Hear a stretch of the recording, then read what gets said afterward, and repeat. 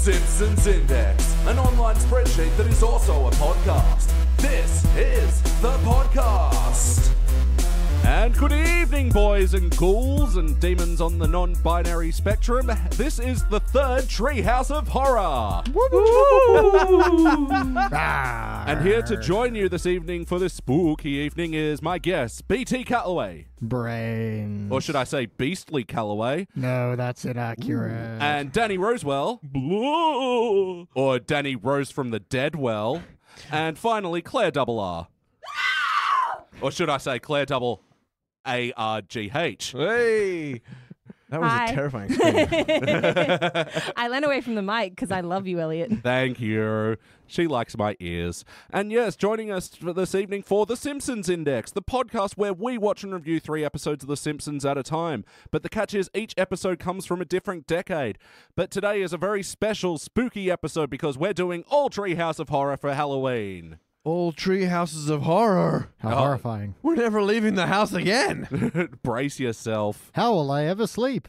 A pile of money Many surrounded surrounded by by many many beautiful beautiful women. Same as always, You've man. seen my room.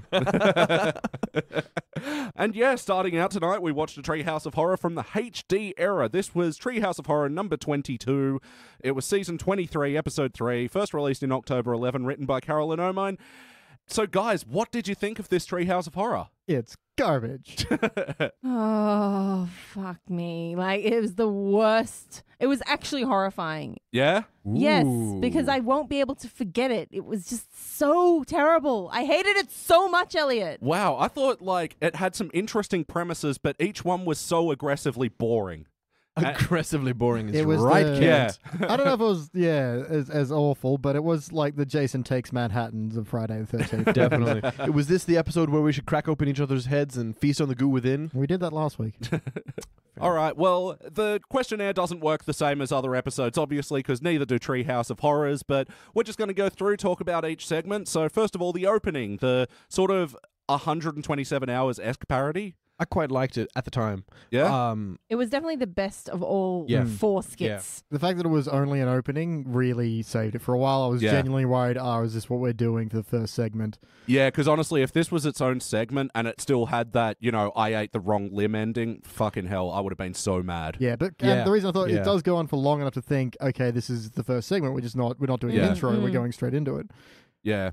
So what were some bits that stood out to you from the opening? I like Maggie being the chest buster out of Bart's costume. That was That was cute. nice. Yeah. Very good touch. I actually like Lisa's costume as Yeah, well. the invisible saxophone, hints. yeah. Yeah. Yeah, I think that's going to be something that I'm going to bring up a lot in this episode, that there were a lot of really good visual elements, actually. Was that Bleeding Gums Murphy's saxophone? Yeah. Or was that just a black musician's His saxophone? hand from the dead. Yeah.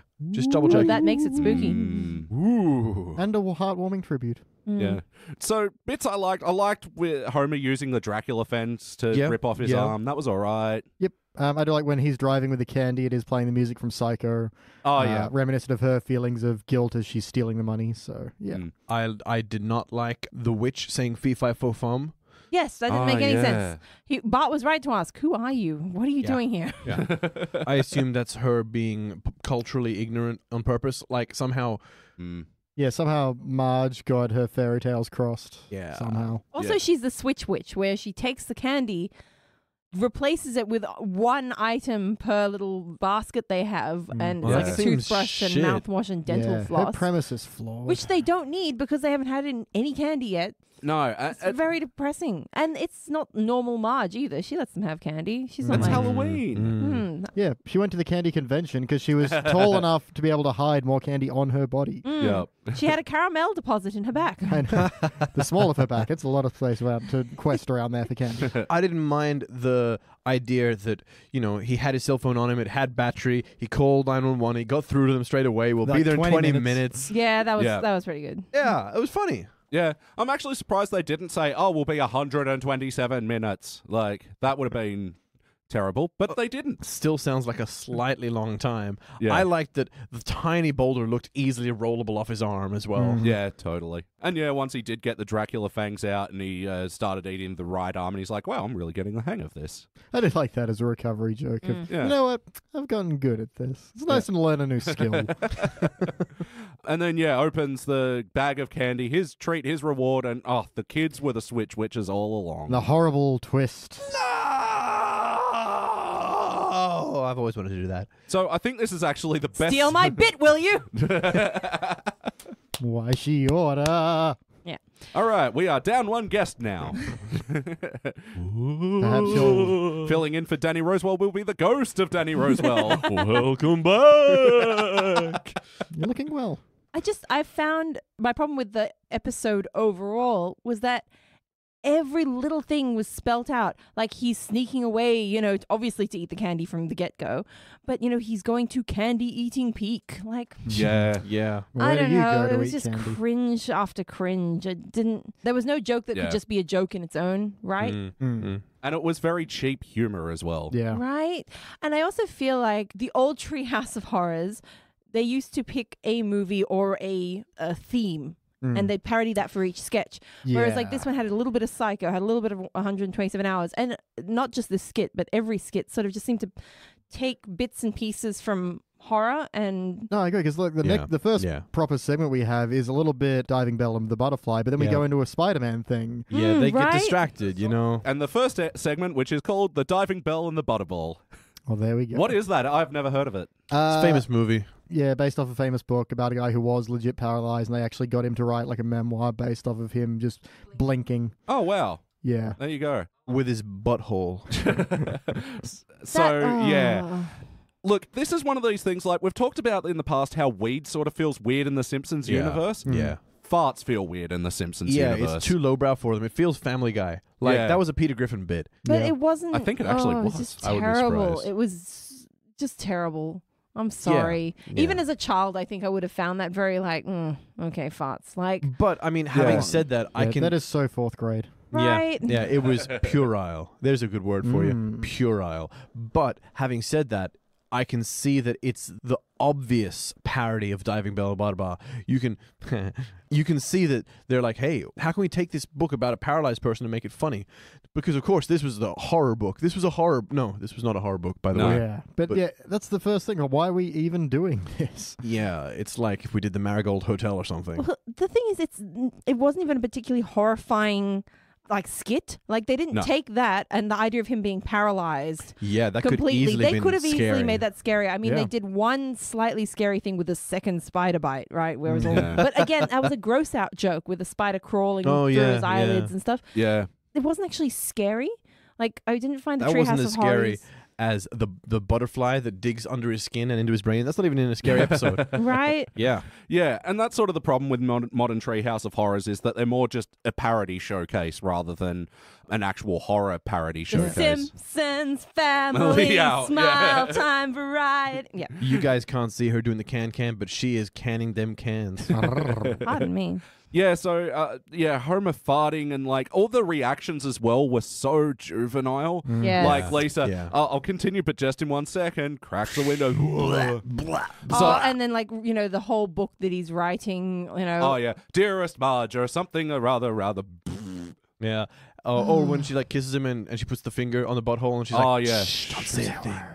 Yeah, and look, I like this sort of humor. I love poopy and farts and, doo-doo and stuff. But See, that sentence already was way more funny than that episode. Yeah. Poopy and farts and doo-doo and These stuff. are the wrong people for it. Yeah. Honestly, I think it needs to be a Peter Griffin episode, but I think if they had someone that was childish, like Ralph or something, Sure. you could get away.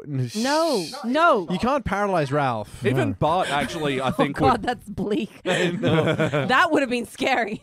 Bart would have been a better stand-in, I concur. Yeah. Yeah. But, yeah, it's just because Homer's big and fat and stupid. Oh, he's a farty pants, too. Bart Yeah. is juvenile enough to really do it with like a wicked I'm pranking you by farting on you and pretending that it's words. Oh man, this could be even funnier if he wasn't actually. No, you know what? Never mind. He wasn't actually writing a memoir. Lisa was writing the memoir. Yeah. And he was just farting and it was all in her head. Also, what was Yes, the... it was all in her head. He was brain dead the whole time. And she's really Oh paralyzed. my God. He was just farting. He All has right. no brain power. Bit saved. There was a Criminal Intent episode like that. Wow. Really? Not about farts, though. Oh. It was about blinks. Okay. All right, so I kept count of the farts in the episode. Danny, how many farts do you think there were?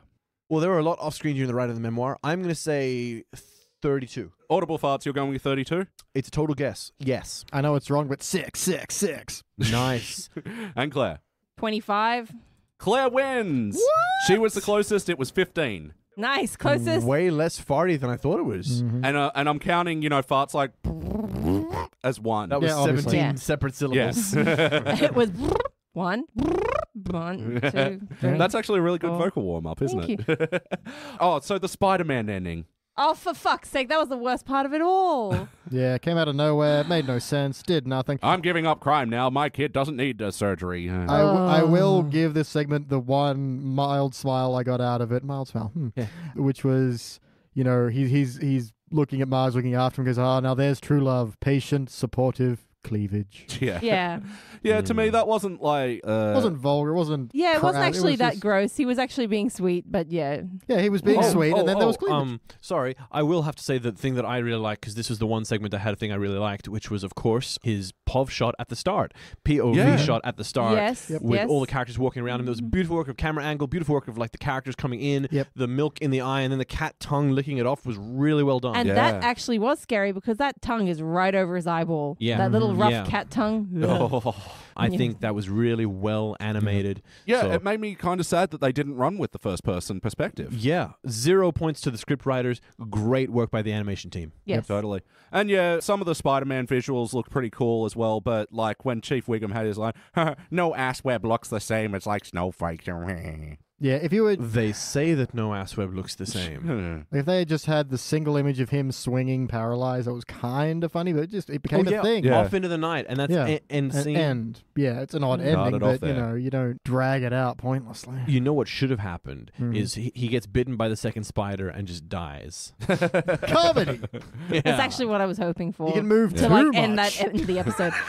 What was the name of his memoir that he wrote? Memoirs of a Geisha. No. Memoirs of a It Spider. was like the Vatican tours as imagined Oh, by Homer yeah, Simpson. the walking tour of Madrid, I think. There we go. Yeah. Yeah, really weird. Oh, and a callback to a bit in an episode that I liked, but I didn't like the bit was when Homer was going, squeaky, squeaky, and when he was teasing the spider at the start, drive me nuts. So are we done talking about this segment? I'll give it Yes. slight extra props when the second spider comes down. It's got its butt glowing with radiation, the same as the nuclear power plant. In the background, Yes. it was enough visual that information was to tell definitely you foreshadowing the that it Spider-Man was, thing. nuclear Again, power. animation Yeah. team, Yeah. well done. Well done. It was a good glow. Sorry you were working with idiots. We didn't mention that he swings past like the home for retired shattered Spider-Man. Yeah, Oh, yeah. that was, That dumb was as dark. fuck. Oh, yeah. Yeah. I wish I got superpowers. And A what bit the strange. fuck?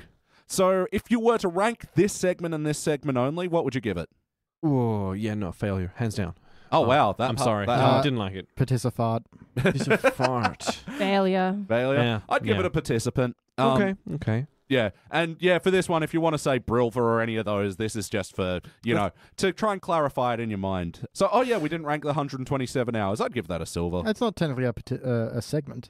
Yeah, good point. Cut this then. All right. Give it half a silver. It's only half an episode. All right. Give it a sil. I'm going to give it a ver. I'd give it a participant. I'll give it a counterfeit penny. You can also use other currencies in this. Okay. Okay. All A right. single yen. So, D for Diddley, the Ned as Dexter parody. What'd you guys think? Also stupid. The best part about it was the parody of the opening sequence. Absolutely. Yeah, like yeah. with the shoelace, and he was Yeah. doing it with the laundry bag. And then, the praying, and actually that turns out to be the creepy thing. Also, props Yeah. for it being a parody of something that's actually remotely scary Yeah. / Halloween themed. Yeah. I feel like this isn't the first time they've done the cut of that intro where it looks like Ned's doing killer things, but he's not. Oh yeah, the flower plant plot is dead. Yeah, Yeah, well, yeah. he was doing... Yeah, you're right. That's Yeah. the same damn thing. It's But that was also- pre-Dexter. It's also the second time they've done the thing where Homer is doing the voiceover and convincing he's God. Yep. Wasn't that Bart? Rod, Todd, this is God. Same Yeah. deal. Same deal. Come on, man. Same, Same different, deal. different Simpson. Simpsons did it, is the point. Question. Yeah. Who guessed it was Homer the first time you Oh, heard the yeah. Straight voice? away, No within question, seconds, instantly. I will say this, the best thing I can say about this segment, it is the one with the best structure. As in, it has Yeah. a beginning, a middle, it and makes end. sense. It descends into stupidity at the end, but at least there's a structure to it. Yeah, but this is another thing where stylistically they were onto something. There was good material to be mined from there. I loved that Ned was taking God's kill requests. You know? Then who was the first guy he killed that was already chopped up when he threw him in the lake? Could have been any one of those deviants from his drive-through of Springfield. Yeah. I don't think it was important, and I didn't mind that it was not a actual character. Okay. It could have been literally anyone. It would have been. It had to be someone that Homer wanted dead. Yeah, but Homer was murdering every tall boy in the city. And I think it was good that it wasn't someone because it was just outside of the spectrum of the normal Simpsons and it was just Ned's a murderer. Yeah. That was enough of a shock. Then Ned has murdered Wiggum. Why? What's Wiggum done? You know what I mean? Like, that's more questions than you needed at that time. Yeah. Stop making me defend this episode. I hate this episode. I quite liked when Monty Burns saw the $10,000 fine and he's just like, pulls out 10,000. Why not? Chucks it in the fucking pond. Yeah, that was pretty And good. see, I liked that because Ned communicated with God, is this someone I can kill? And yeah. I actually, when this segment started and it was just Ned driving around, I thought we were going to get a bit of a taxi driver thing, and I was excited. Or like a Watchmen thing. All the scum will cry, help me, and I'll whisper, no, diddly. Especially since there was already a Watchmen reference in Homer's costume. Yeah. He was Dr. Manhattan. Yeah. Mm-hmm. We were expecting different things. Like I saw a Sin City vibe coming out of it. I saw a Watchmen vibe coming out of it. That was starting off. The whole thing was coming out like quite good. Yeah, it came out strong. And then there was that weird like thing with a prostitute. Oh, that she goes to teach at Yale University for prostitution. Sorry. That wasn't the weird part, though. I mean, it was like, get off your back and get on your knees, baby. No, I actually liked that line because I liked the double entendre it had. But then the whole little, self-evaluating monologue that she had. Yeah. Have I lost it? You know what? Those who can't do teach. What the fuck was that about? No, New Simpsons put way too much stock into Nelson's mum. It's like... That was Nelson's mum? Yeah. Oh, yeah, that was She's not a great character either. too. No. She was like, has my back door lost its charm? My backdoor charm. Have I lost my backdoor charm? Is that the thing. same thing? No. She's still making a backdoor joke? No. Good. Possibly It's not. probably for the I best. think it was back alley. I can't even remember. Whatever. Back alley. Either way, gross. my back alley charm. Yeah, because that Sounds gross, man. Yeah, it is. Yeah, that's it. It was just I think it really took away from the clever little shots it had before, like the baby fighting the rat and people betting on it and stuff like that. Those were good little visual gags. And then once again, the over-explanation of an already like average joke just drove it into the ground. Well, just on the visuals, like I liked in his little montage when he gets Snake in the art museum. Yeah. And his blood splats on the Pollock painting. Yeah. I thought that was clever. Yeah, it was good. But yeah, again with the over-explanation, and I felt like that they told the audience that Homer was giving him the commands like 3 too many times. Right. Like, yeah. I wish they buried that lead a bit more. I think they could have done it in a more interesting way, like revealed it in a more interesting way as well. Mm-hmm. Well, Homer wasn't acting sophisticated or subtle either. Go kill the mechanic that wouldn't fix Homer's car. You know, it goes chicka, chicka, chicka, but only 30 seconds. Yeah. So drawn out. Yep. And then obviously from the many clues, he figures it out. And Flanders bursts in, and then you've got this whole thing where like, oh, if God existed, would he let me do this? And they burn the Bible, start burning it. Yeah. Hand of God comes down as Hand well. of God. Hand of God comes down, which would have been like, all right, we've seen the hand of God in The Simpsons a fair few times. So goes, why you little, and strangles him. I was actually with it up until that point. That wasn't a bad little like The spot to end it. Yeah. cut yeah, there. that was fine. And then what the fuck happened after It that? just kept going. First Marge shows up, and God's like, Flanders did it. Yeah. And they're like, can't you just bring everyone back to Noah? It's like, oh, that wouldn't go well with the big guy downstairs. Which is funny as well that God answers to Satan. That's Feels very South Parky, like Satan's bitch sort of stuff. Yeah, South Park did it in like their first season, Jesus versus Satan. Yeah. And speaking of Satan, And then Satan shows up and is all like, get me a coffee. And that was, yes, sir. That was okay, just for the delivery of yes, sir. Yeah. But then Maud Flanders shows up. Flanders is like, this couldn't get any worse. Yeah. Diddly. how could this day get any worse? Wow. Yeah, Maud Flanders shows up and is like, Satan, honey, come back to bed. Ah. He's already been so hard done Her by. back alley poor beauty Maud. hasn't lost its charm. I just, once again, they had a really good parody going. Well, really They good had compared to the other elements. things. They had elements of a good parody going. And then it just went off onto a tangent. So like the Spider-Man thing that came out of nowhere, there was this whole God versus the devil thing. Yeah. Unnecessary, you know? They could have ended that in a much more entertaining way. There we go. Sorry, I was waiting for that line. The first thing I think is that Homer need to get caught better. And Yeah. I was thinking about a thing where, you know, the bit where he's like, "Oh, I wish Bart Simpson would just drop dead," and Flanders is like, "Rogerly diddly do, sir," and then he goes, you know, yeah. the hand that bites the cradle. That's not the Yeah. name. Clever. Good. That would have been thank you. spooky as Thank well. you. But no, instead they had that Bart discovers and, kill the tall boy in my class. Kill every tall boy. And the other overall explanation bit that shat me was... A tall boy is a chest of drawers. Ooh. Kill them. when Marge discovers, Homer, your enemies are all dropping off the map. Sideshow Bob, that's not his enemy. No. That Yeah. drove me nuts. And there was one weird little diversion from the Dexter parody, though, where they went into a Roadrunner parody. Oh, I forgot about that. What'd you guys think? No. It was really good. Visually. It was really good visually, and then he held up the sign and did the little meep thing, and I didn't like it anymore.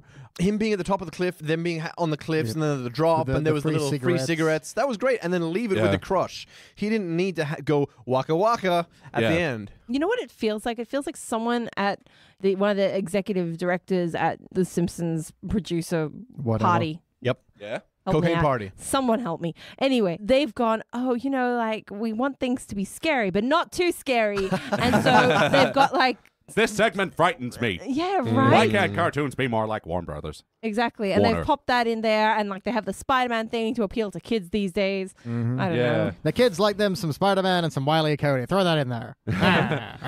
Yeah, I thought it was so out of place, even though it was good for a second. Yeah, like you said, it just tanked. Yeah.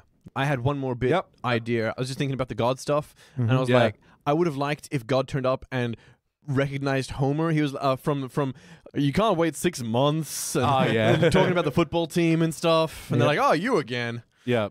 Needless bit. Did you get Ned to do your bidding by killing a bunch of people? Yes. Again. Nice. Oh, Homer, you little ragamuffin. Yeah. You know, I did that once to this guy and his kid Isaac. It was funny. That is so my thing. Yeah. Abraham, what a drop Yes. kick. 1,000 points to both of you guys. Okay, I'm done with the bitch devil thing. That's way funnier. All right, if you were to rank this segment, what would you rank it? Participant. Yep. But gold with all our rewrites in them. Yeah. the episode we wrote Silver was to gold, solid maybe. Yeah. Silver to gold. Let's be fair. You know, I want to say our episode was a cubic, but you know. That's for the biased. audience to decide. Claire, what would you rank this segment? Up until the God Devil thing, I guess I'll give it a participant, but I really do want to fail it. There's something deep inside me that wants to fail I know it. that feeling, yeah. But there's a couple of really good visual things in there, and Yeah, I mean, Maud totally. Flanders is a couple Again, of really good visuals. I'm just. I'm glad she's getting some. You know, I mean, Yeah, why obviously not? Flanders was pretty good, so Totally. And BT? I'd expect that. Paradiddlyisipant. Hey. Nice. Yeah, I say this is actually a failure with a shell of a bronze, so I'm going to call it a Braillia. Okay, I'm keeping Ooh. it just above failure because it is the one with actual structure to it. Yeah. My main note I put above all of this is these aren't stories. These are just things happening, and Yeah. then they're over. Well, speaking of things happening and then they're over, in the Na'vi, where they're doing a parody of that classic horror movie, 2009's Avatar. well, it's horrifying how much money they spent on it. It's horrifying how much they're spending on the next 4 Avatar movies. Who's that? It's him, James Cameron. I heard an interesting point, which is despite the fact that pretty much everyone saw that movie, it had almost no cultural footprint. Yeah, that's really interesting. Yeah, because it's not like like people were dressing up as Na'vi for Halloween. Nope. Well, it's just like this episode of The Simpsons, visually beautiful and with no substance and nothing memorable about it. Yeah, I'll say, I thought it was really dumb up until Bart turns into a Kang and Kodos creature, and I'm like, okay, that's a good twist. I was about to say the one up arrow I have in my notes on this is that I like that they're Kang and Kodos aliens. Yeah. Everything else is filth. Well, I liked their parody of what did they call it? Unobtainium. Thank you. Hilarious. That got me in the cinema. I remember being like, what the Yeah. fuck is this placeholder name still Yeah. doing in the final script? Narrativium, fucking thingamabobbium. Anyway, we could have really Plot used some driving hilarium for this entire segment. Yeah.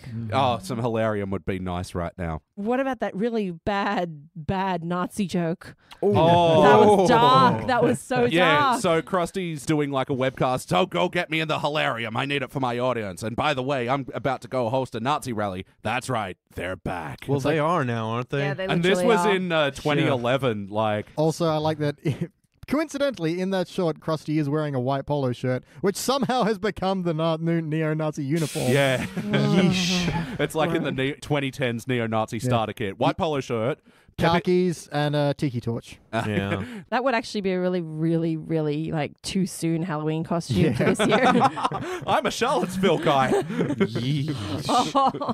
Oh, such bad taste. So awkward. It's gonna be so weird working in like clothing now, and someone comes in to buy a white polo. You're like, are you? It's got to be weird working in the party stores. It's like 40 tiki torches, please. Like, we're having a luau, I swear. And A pitchforks. racist luau? Yes. I meant to say no. Damn it. So, what about the girl's voice? Was that That was Tress McNeil. Yeah, always Tress it McNeil. felt very Futurama. Oh, yeah. It's totally the Ndinda voice. It's the Ndunda from the Ndunda. planet Omicron Omicron Persei. Persei. And this one felt longer than the other segments Oh as well. God, it went on forever. Sorry, I'm reading my notes and I'm laughing at the hatred. So we start off with a nice little cool there Kang/Kodos aliens, followed by fuck this is lame, followed by bitches be crazy, because they're all like, our planet has no ice cream or pickles. How are we supposed to satiate the needs of the pregnant? It's like, We have pickles and butter brickle. It is our way. What the fuck is that joke? Pickle butter brickle. That went on so long as well. Yeah. Just because you keep saying words that rhyme over and over again doesn't make it fucking funny, honey. But that worked. Thank you. Homer moments. Well, I mean, again, the visuals were really good because the animals that they had in this, I thought they were really clever. Like Yeah. the tank rhinos. Yeah, the only one I really liked was the birds who drop eggs. The eggs hatch and they got piranhas in them. yes, I was on board. Or there was the monkeys biting off the heads of something and then throwing them like grenades. Yeah. That was gruesome. I liked the tractor monster. And he goes up against Chalmers, who's in a mech suit. Yep. Then Chalmers jumps in another mech suit, like mech suit Inception. Yep. And Tractor Monster jumps on like his mummy Tractor Monster. I thought that was cute. I didn't like that bit. It was trash. Sorry, Elliot. No. What about, I knew they would parody it as soon as I saw it, but you know how in Avatar you put your tentacles into the bits of the animal and all of a sudden Oh, you're bonded? yeah. And then, that's Japanese. You have to use an adapter. And then they short-circuited it. Why would it be Japanese? Oh, why would it be anything? Why is anything That anything? segment went so long. And then the taxi came and, fuck off. Well, fuck you, you one-eyed bastard. Like, what was that? Yeah, like, what are they doing? It was garbage. That's what it was. garbage. They just talked about sex a whole lot. I was for about a to Simpsons say. episode. Yeah, so Bart, as his avatar, Kankodos alien, was having a very sexual relationship with Ndinda. Let's rub our testicles on each other. You mean tentacles? I know what I said. Oh. Well, let's fuck. This is like my eyes roll so far that they come back around and then they start rolling That is again. terrible for your optical nerve. It is. Simpsons HD era. Terrible for optical nerves. Way too much sex. Yeah, it was.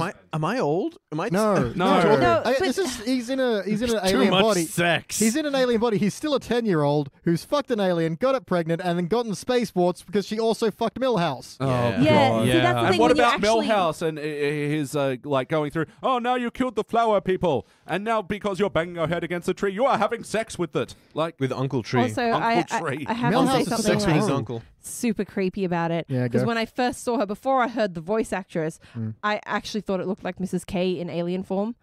Mrs. K. Kabobble. Kabobble. Crab apple. Oh, right, And right. that creeped me right the fuck out because I was like, oh no, They're gonna have that's the love interest. Imagine Don't- Bart that. and Edna. And then didn't he actually say something that he was like my art teacher or something? Yeah. Because she's like, the planet will help us. Oh my gosh. Yeah. Bart has Yeah. gotten But two still- things that look like his art teacher pregnant.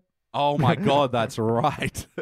That is Once with voodoo, once as a space alien. Simpsons. Oh, that is fucking so creepy. bad. Another bit I hated was, and again, this is just a general problem with The Simpsons lately, is overvaluing the characters of the bullies. Yeah. Yeah. We're not going to beat you up. These suits cost $8 billion each. That's why they made 3 of us for bullies for no reason whatsoever. We're not going to show up in the Yeah. rest of this Yeah. episode.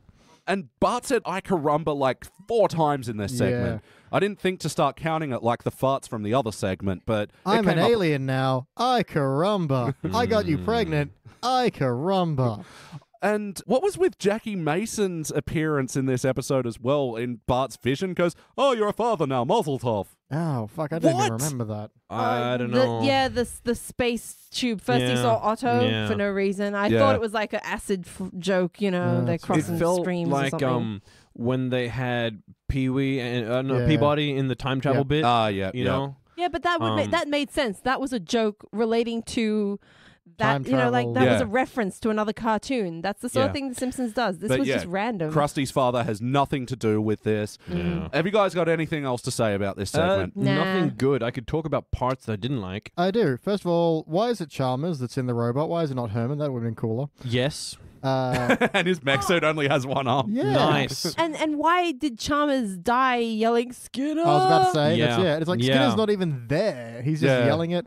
There's a fucking awful line right at the end where it's like, our alien language has no word for yours or mine. We really don't get the movie yours, mine, and ours. And they finish on that. Yeah. End scene. How old is that movie? How awful is this fucking joke? How terrible is this entire segment? You're supposed to end on the strongest note of your story, basically. That probably was, the best they could get at that point. Yeah. What would you rank this segment, BT? Pure failure. Pure, uncut Nicaraguan failure. Nice. Not ethical blend failure? Claire? Failure. Jag? Fail-tanium. Fable-tanium. Fail. Fuck it. Fail-obtanium. You get it. They obtained a failure. Yeah. That's definite. And then there was a little ending segment where everybody came out in their costumes and encouraged people to go buy things for Christmas. I didn't mind that, actually, the cynical sort of go buy things that you don't need. It's Halloween's over, so you better start shopping. Every sweater you knit loses 27 American jobs. I did actually like Grandpa's line of, are we going to do the Black Swan? Because that felt like very... Well, I hated it because I wish they had. Yeah. Well, It I would've mean, been that was a close to movie horror. that was recent and scary. Yeah. Didn't they do that in Itchy and Scratchy, though, several years later? Yeah. All right, so let's just do a very quick questionnaire before we rank this thing. Play count. How many times have you seen this episode before tonight? I have not. I have once. I think I've only actually seen the Ned Flanders skit Yeah? before. Okay. I haven't seen the front, beginning, and end, but I remember distinctly the Dexter thing. Well, I've seen the Flower Pot episode, so that counts as a partial credit. Yeah, I think I've seen this episode a good 3 times. Not a good 3 times. What am I talking about? Ha. A terrible 3 times. What do you reckon of the horror elements? Like, in a couple of words, like, how would you rate their handling of horror? Fleeting at best. They had a chance encounter with horror in what you would largely call the intro credits, and then they waved goodbye to it as it span off in the other direction. BT? Horror? What's that? Claire? It's very weak. Yeah. How did they handle the parody? Let's go out the other way. Also very weak. They couldn't settle on what they were doing. They changed halfway through. Yeah. They couldn't follow Yeah. through on their own ideas or their own parodies. So while there were some interesting elements and at least one good choice, in my opinion, overall, shit. Yep. Yeah, it's like they shouted the idea into a room full of sentient monkeys, and whatever came back as random chatter is what they put in. So they went, hey, what about Avatar? And so went, ha ha, space warts. Like, that's going in. Anything else? Piranha eggs? Yes. Continue, monkeys. Continue. So, yeah, with that method, some things can land like piranha eggs and Yeah. other things can't. Like, Everything else. how do you think about the parody? I'm going to stick with my long-running sort of halfway through the meth kicks in approach to storytelling. Let's do Psycho. Let's do 127 Hours. Let's do Diving Bell and Spider-Man. Diving Bell and the Spider-Man. Yeah. Yeah. You know what? It feels like they had a table of writers, and then like every 5 minutes they just change places. Totally. It's like, what we write? I don't know. I'm 127 hours, I guess. Then Yeah. what? I haven't seen Psycho. I don't know how. Okay, well, why don't we change? Yeah, to me, I agree. The parody didn't succeed, and like, I don't care that so much that they depart from the horror as long as they. As long as they go somewhere good with it. Yeah. Yeah, I don't mind abandoning parody or changing direction or anything like that, as long as you're going somewhere. But it's just stuff. But it's got to that work. happened. Yeah. That's the thing. The overall story, the overall jokes have to land. You can gotta forgive build a on itself. lot if it works. And it's a cartoon. They have a Yeah. lot of, leniency with their medium. And Yep. I think the problem is they're running with that idea instead of going that we still need to produce a structured and interesting plot. Yeah. No, there's the thing called the halo effect where you can get away with way more if people are enjoying themselves, and this is the opposite. There's the little devil horn effect where you just hate everything because nothing works. Oh, totally. And it's almost like, because they had like parodies within parodies, the Roadrunner in the Dexter, the Spider-Man in the Butterball. It's the Mr. Burns, you got too many diseases. You know, they're all trying to push their way through the door. So Nice. nothing's Good coming through. reference. We call it Three Stooges syndrome. So no or no, would you watch this episode again? I'd really try not to. I'd like that second no, please. Nah, God, no. Let's rank this thing! On the Simpsons Index, we rank using our 6-point scale, which starts down the bottom at failure. But maybe if the episode was meh, you give a participant. But if it's good, bronze, great, silver, excellent, gold. But for the best of the very best, those episodes that are spookily good, you give a cubic zirconia. And I'm going to go first. Let me show you how it's done. I'm giving it a participant. There are enough little things to bring it up from I don't know. Failure just doesn't sit right with me, even though I totally won't fight you guys if you guys fail it. BT, rank it. I'm a little split because usually I reserve failure for something that will bother me tomorrow. And I feel like I've forgotten that I'd seen this until I got to each individual segment. Yeah. There are a lot of weird missteps, and that last one does irk me a lot. It's a good third of the episode. Yeah, I know, but but is that enough Bad to drag third. everything down? Hey. I'm going to sit on a participant for the moment, and if I change my mind, I hold the right to do that. All right, Claire. I think we all know that I'm going to say failure. It was just shit. I mean, like you said, it is something that is going to be bothering me tomorrow. That the fart jokes and the God and Maud Flanders sex thing and the terrible, terrible Avatar parody. No, terrible, awful. The Avatar parody was so bad, we didn't even fix that chunk. The first two, we improved Oh, on. no, abandon it. Yeah. Goddamn mess, yeah. Doesn't even deserve to go to the orphanage, man. Just Just dumpster So anyway, baby. what would you like to rank it? They didn't do a single section that I felt they just gave up on an undercut. Yeah. I quite enjoyed the intro. All right, look at it this way. Put that on a movie poster. But like, basically, let's say there's 3 segments. I Yep, think yep. each one of us failed 2 and passed, or participated 1. That is a failure on average. Yeah, that is. I mean, 60% You can't fail. like 1/3 or less of a show and say it's like a good show. Whereas or I think Elliot and I, we participant failed those segments, didn't we? Yeah, and I kind of bronzished the Ned Yeah. section, just a little bit of bronze, like a little streak of bronze, like a little brown streak. Yeah, it was like a little brown streak. It's like poop? No, it's bronze. I bronzed just little parts of my underwear. Anyway, sorry, what is your ranking? I quite like what we did with the diving bell and the butterfly. I wasn't totally against what we did with Dexter. I really didn't like that they threw the Roadrunner thing in there. I'm really disappointed in this episode. I'm going to fail it as well. All right. I'm actually glad to hear that because I want it to be lower than a participant. Yeah, But yeah. I don't think I hate it enough myself to give it their own. I don't think it feels like Lady Gaga, for example. No. Yeah. Like, I'm not definitive in my answer either. This is like Homer and Dignity all over again, where I'm actually on the fence. I'm just giving it a little bit. Yeah. This will average out into be a dull participant. It will actually join another Treehouse of Horror, number 6. How do you say that number? 6. This will join Treehouse of Horror 24. 6. I'm reading Roman numerals, guys. Okay, right. Oh, it's a lot It's harder. pronounced V. If. It'll also join Dangerous Curves, which we reviewed together, that weird season 20 jump back and forth into the past time. Yeah. Also, Kids Are All Fight, and 22 for 30, the basketball Bart one. Yeah. That's in the company it deserves to be in. I feel like it belongs underneath those, actually. Yeah? A little bit, yeah. Oh, Beej, you've got a timer counting down whether you can change your... I don't change. Okay, well, there you go. Everything I say is perfectly accurate the first time. All right. Nothing well- could possibly go wrong. That's the first thing that's ever gone wrong. All right, so we are going to jump all the way back to season 12 now and go to cover Treehouse of Horror 11. That's confusing. It's because season 1 didn't have a Treehouse of Horror. Yeah. Yeah. So Treehouse of Horror 11, we'll be back.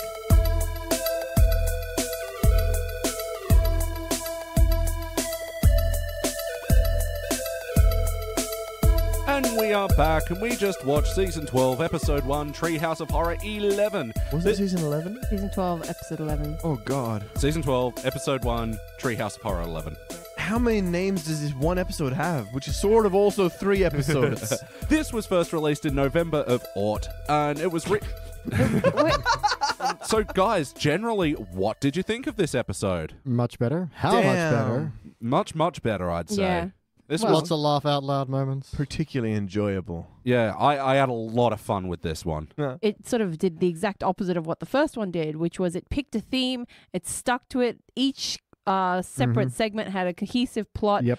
and the jokes weren't overplayed. They were quick fire, very, very classic Simpsons, you know. Yep, bringing back to the structure, each one had a 3-act structure within their little segment, and I thought every segment was satisfying to me. I didn't hate any of them. It made me laugh out loud in that loud, braying, jackass piece of shit way that I do, where I'm like, ooh. I know that way.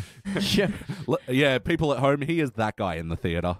It's like you told a donkey a great joke. I still love you. We'll still love you, donkey boy. Yeah. I was referring to his penis size. Not stallion, but donkey. It's actually much more achievable, ladies.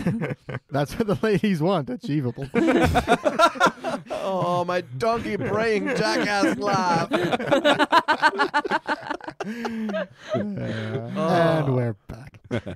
So, I don't actually have that much to say about the intro thing. It was just The Simpsons as the monsters, right? Yeah, and then they get attacked by the villagers, and only Lisa lives because she looks enough like a human to pass. The Yeah, end. I didn't really actually think much of her holding the book that said copyright law. That to me was like, it's a Treehouse of Horror. This is what you do. Yeah. Yeah. But overall, it was quite a good little skit. It was quick. It was quite It cute. was fun to watch the characters That's transform. it. It was a into other cosplay. characters. It was, Yeah, hey, let's yeah. check out their costumes. Yeah, in place of a couch gag, which is what I think those intro sequences should be. Yeah. Mm. And fundamentally, this is what Halloween is. Check out our costumes. Yeah, totally.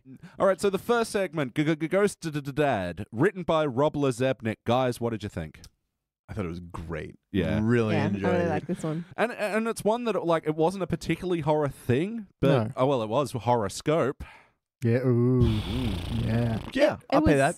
Just the right amount of Homer hurting himself. Yeah. With Yeah. it, like with it still being quite funny. And again, the jokes are really quick. All the little like instantly, mocking his horoscope. Oh, I'm gonna die. I'm gonna die. And then getting like a really severe paper cut straight Right on away. his wrist. Yeah. Yeah. Loved it. This is the arrogance that I love. Like, it's like, you think you're going to kill me? Get real. Yeah. I like the Stupid transition. rattlesnake, nature's quitters. Yeah, I actually super love that line. It's one of my all-time favorites. Yeah. If I may compliment you, that is one fine rattlesnake biting your arm. That was the best as well. The fact that the whole horoscope comes true. Yeah. An attractive coworker may Yeah. compliment you. Oh, yeah. It was Yeah. Lenny. Lenny. It just straight away, oh, if I may compliment you. It's like, yes. Yeah. And then it's about something that's killing him as well. Like, Yeah. Yeah. perfect. Yeah. Snakes. Nature's quitters. And it was great. And, playing with the absurdity of horoscopes as well, where Marge reads it. No, let me read this. Today your husband will die. Oh, my God. Although, fun fact, Homer is a Taurus. Yeah, same as me and you. We're all going to die. And what were some of the other great moments from Homer cheating death? There was the I super love a stupid horoscope. Blooped blora bloop. Yeah. I giggled way more than I probably should That's up have. on there, and the hope brain didn't my damage. yeah. Yeah, totally. And it's one where, like, someone posts something up about horoscopes on Facebook, and I'm like, blooped blurs, bloop. Totally.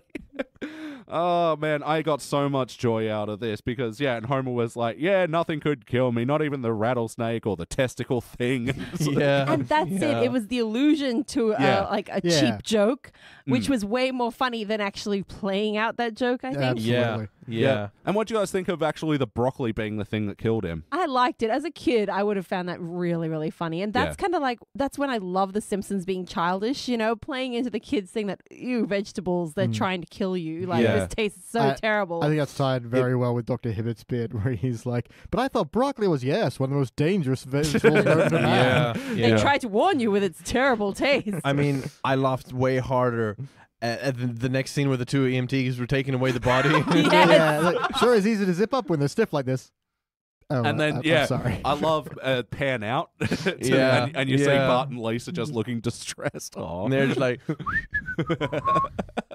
Oh. And then, Homer coming back as a... sorry. Ghost.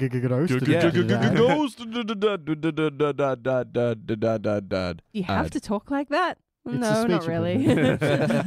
But yeah, I thought that was a good thing with St. Peter saying, you've been a shit. You must do one more good deed. And classic bit. I missed a number of hours and good deeds. My favorite line, the one where he's like, "Oh, Marge, I've got to do a good deed to get into heaven." It's like, well, I've got a list of chores. Look, I'm just trying to get in. I'm not running for Jesus. running for Jesus. Yes. Yes. I like that painting the house is running for Jesus. Yeah. Like, Yeah. lazy son of a bitch. Mhm. Oh, God. I Also- want that on a shirt. The first thing he does when he gets back down to earth as a ghost is re-eat the broccoli and Yeah. die for a second time. I ate the broccoli again. You have 23 hours. Yeah. Yeah. He gets back and Peter is... Saint Peter, sorry. Mhm. Is playing solitaire on the St. Peter desk. Yeah, he didn't get crucified upside down for you to just call him Peter. What were some of your bits of Homer trying to save people? Oh, trying to help the old lady across the road. Yeah. Everyone can see up my bustle. I'm pretty sure she was going to be the next Hitler. I like Hello. I like sipping on a squishy and just falling through and people are slipping off. Yeah. Yeah, that was great. by trying to do a good deed, he's probably killed about 4 people in amongst this whole thing. And even the good deed he does do is accidental. But Yeah. it's so nice that St. Peter just wasn't looking and he gets it. Yeah. Well, damn me. Yes. I'm afraid. Yes. so. I'm afraid so. And I like that, when he gets sent down to Hevel. Hevel. Hevel. Hevel is a place on birth. Ooh, baby, do you know what that's worth? Ooh, Hevel is a place on birth. Oh my god. That's who I picture singing that song. That when he goes down to hell and Satan's like, "You're in for an eternity of pain," and just noogies him like Nelson did in the scene before. Yeah. That's it. There was a lot of like little throwbacks to Yeah. within its own episode, and that made it feel very tight. Yeah. Totally. The Yeah. Lenny compliment, the noogie thing. I don't know why John Wayne was there. That was a little bit of a strange ending. Maybe it was good because it wasn't like one of the classic ones, because I actually liked the joke, even though I didn't fully get it. It was like one of those ones that went over my head, but I still laughed at it. It's just a shame because the episode did have the funniest ending with the noogie. They just sort of faded out on that. Yeah, true. All right, so if you were to rank this segment, what would you rank it? I'd say a solid gold. Yeah? Yeah. Ooh, I feel like I'm only at a silver. Oh, okay. Maybe the mirth in my heart has died. Yeah, somewhere between gold and silver. Probably silver. I am Probably on mirth silver. control, so That was another bit we didn't mention in that. I thought you were on birth control. That is to stop me from having birth when we are having sex. Remember, Bart, we are having sex in every other scene in this episode. please don't I know. besmirch this You're making episode us by bringing up that sad. episode. Sorry, let me remind you of this segment again. I'd actually probably give it a gold cubic, maybe. I don't know. Who knows? Bart, put your hand here to feel 8 million fetuses at once. I couldn't really say. Ugh. Guys, no more. That episode is done. I'm trying to forget it. I can't really think of any reason why I wouldn't give it a gold, but at the same time, No, I'm the same way. There's nothing I want to point out and say fix this, but it just doesn't get me there. I think the thing is I've actually watched this and pre-answering a question. I have watched this episode quite a few times, but I always forget it. Oh, yeah. Yeah. Like every time I go back to rewatch it, I don't quite remember it until it's starting to happen. No, it has an overall aura of post-classic Simpsons. I feel like the first half before he dies is amazing, and then the second half where he's trying to do a good deed to get into heaven is fun and acceptable. Yeah. You know, It's not super strong, but also it's got enough of a story structure Yeah. that you Yeah. don't hate it. I'm Yeah. happy with Silver. I'm At happy that point, with you're having fun. So. Yeah.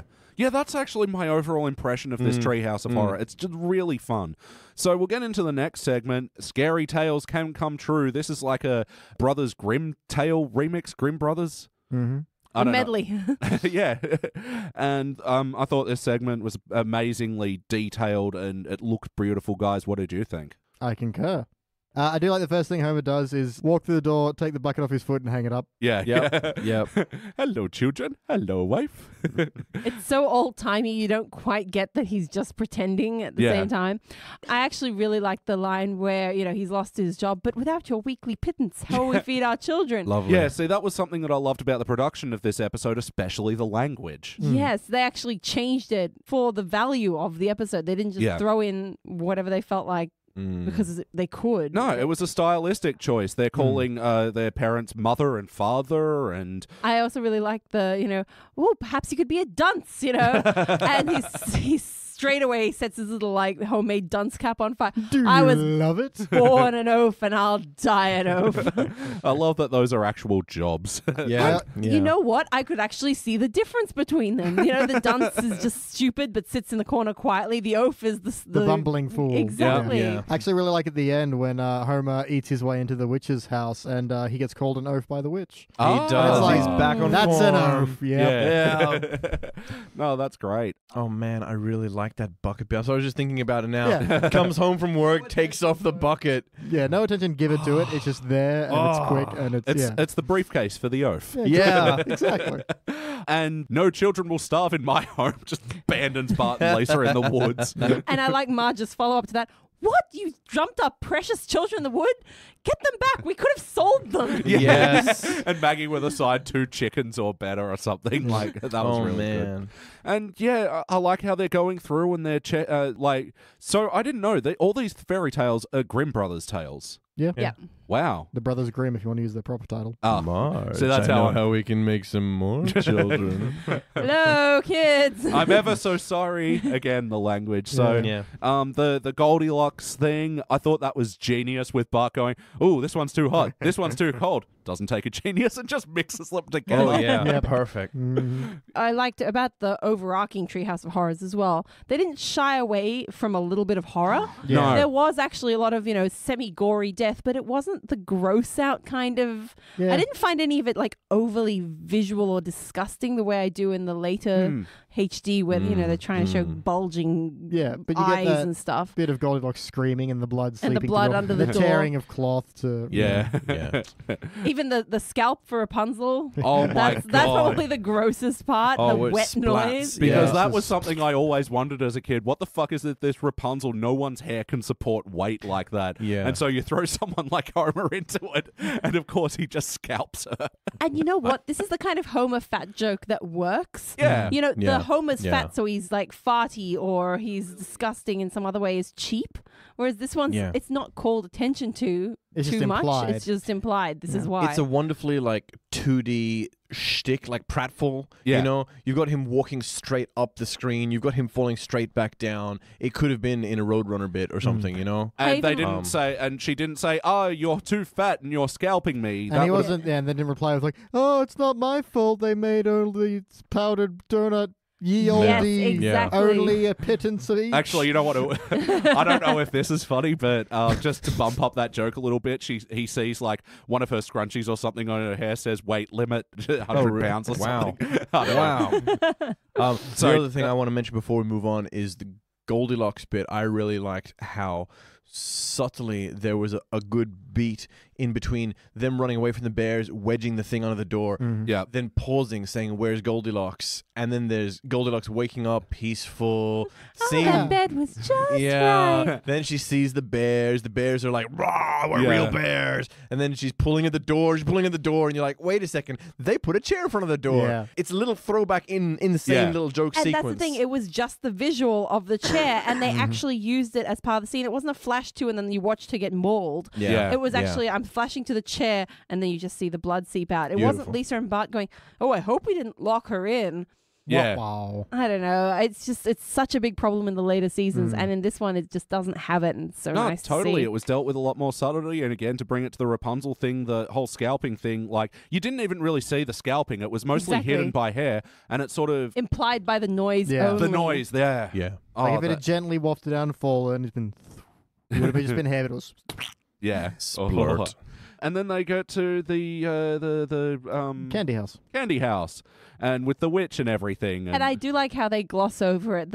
I should check the book. Nah, she seems nice. And she's Yeah. there like, You're like, in the yeah, doorway. you're like, probably Oh right. yeah. Lisa's doing chores, and Bart's just binging on candy. Well, at and- least stop basting yourself. I love that. Binging and basting. The two B's. That sounds like a great Sunday. And I love that they go, "Oh, you probably don't even have a boyfriend." Yes, I do. His name is George. George Cauldron. Yeah. For me, that part was probably one of the weaker jokes in the episode. Well, I think they were doing it for the Brady Bunch reference. Because what was it? It was Jan's boyfriend, wasn't it? Yeah. George Glass. That's right. Oh, I didn't know that. Oh, didn't you? No. Oh. It was a little bit of a weak joke, but I didn't mind it because they did throw back to it as well. Yeah. And not too much because they actually had a proper joke that they were using it. Oh, is Susan ready yet? Another 20 minutes. Like, but the concert starts at 8. And that was a great moment to end that segment on. And so Homer comes in, saves them, and the witch turns him into a fish with bunny ears with broom Donkey ears. hands. Donkey ears with broom hands. takes one to know one. Oh. Damn. Your jackass got burned. I know. Curse my enormous donkey ears. That's what you do with them. Hey! Hear stuff. Listen. He's a great listener. I even like the little, she's putting his fish head into the flames. Yeah. He's like, fish. Yeah. And it's once again could go on the playlist. Homer finds himself delicious. Yeah. I like that her magic spells are just like her going, kaprow! Yeah. Pasham! She shoots one between her legs as well. Yeah. And, like, She knows how to shoot lasers. It's great. Oh, that was a great fight. And I love the ending as well, where they never, after that moment that Homer transformed back, they never showed him from the waist down. Yeah. So then they could have that ending, which is like, we've got food for life now. And again, I know I overdo this, but I can just see how they would have gone like, now that your father's half chicken thanks to that witch. Yeah. Because you don't remember what you saw 5 seconds ago. Yep. Like, it's just there. And there is a little bit of the gross, I'm giving is it still called giving birth when you're laying an egg? Laying an egg. Just getting laid. No. Nope. It actually brings up a good point, because I didn't know this, that you should actually buy smaller eggs because Easier on the chicken's butt? it's easier on the chicken butt. Well, vagina. Eggs come out of vaginas. Do they? Yeah. Do you want me to draw you a diagram? Yes. Available on the Simpsons Twitter page. Anyway, I really thought that, visually, Homer looked so good with the chicken legs and the fish head and the donkey ears and the broom arms. Especially his motion where he's like, is that all you got? And he's like doing these legs coming back. Oh, it's so good. And he looked like the Matsumura Fishworks Yeah. logo too. Yes. There's your answer, Fish Bob. All right, are we good with this segment now? Yep. Arf. Fucking oath. All right, so starting with BT, what would you rank it if you had to rank just this segment? Oh, me? I believe I would bronze this one. I don't like it as much as the others. Wow. Okay, fair enough. Claire? I would go for bronze as well, but mostly because the last little part of it wasn't as tight to me as the first part, but it was still very good. I think it's a good episode. Oh, okay. See, I'd give it a gold big zirconium. Really? Yeah. That's very high. Thank you. Are you high? I thought I am. first third, I really liked the first half, and I felt like it kind of trailed in the second half. This one here, and I innately just don't like nursery rhyme episodes. It does not gel with me. It doesn't seem horror, does it?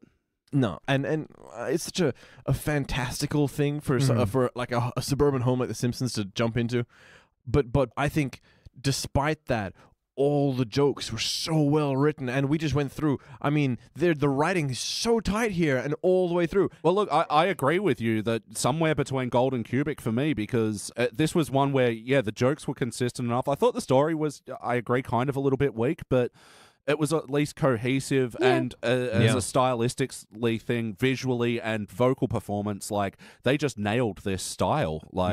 With the ending as well, where Homer lays the egg and they pull it back and it's the hand drawn. drawing, Oh man, beautiful, yeah. beautiful production. And Homer's face as he's trying to lay that damn egg. Yeah, I can't complain anything about this episode. No, and one last line I want to mention: boy, throwing your children out in the woods sure makes your hands dusty. Comes in dusting his hands. Yeah, Yeah, that was I do good. agree like that. Yep. All right, and the final segment was Day of the Dolphin. What did you guys think of this one?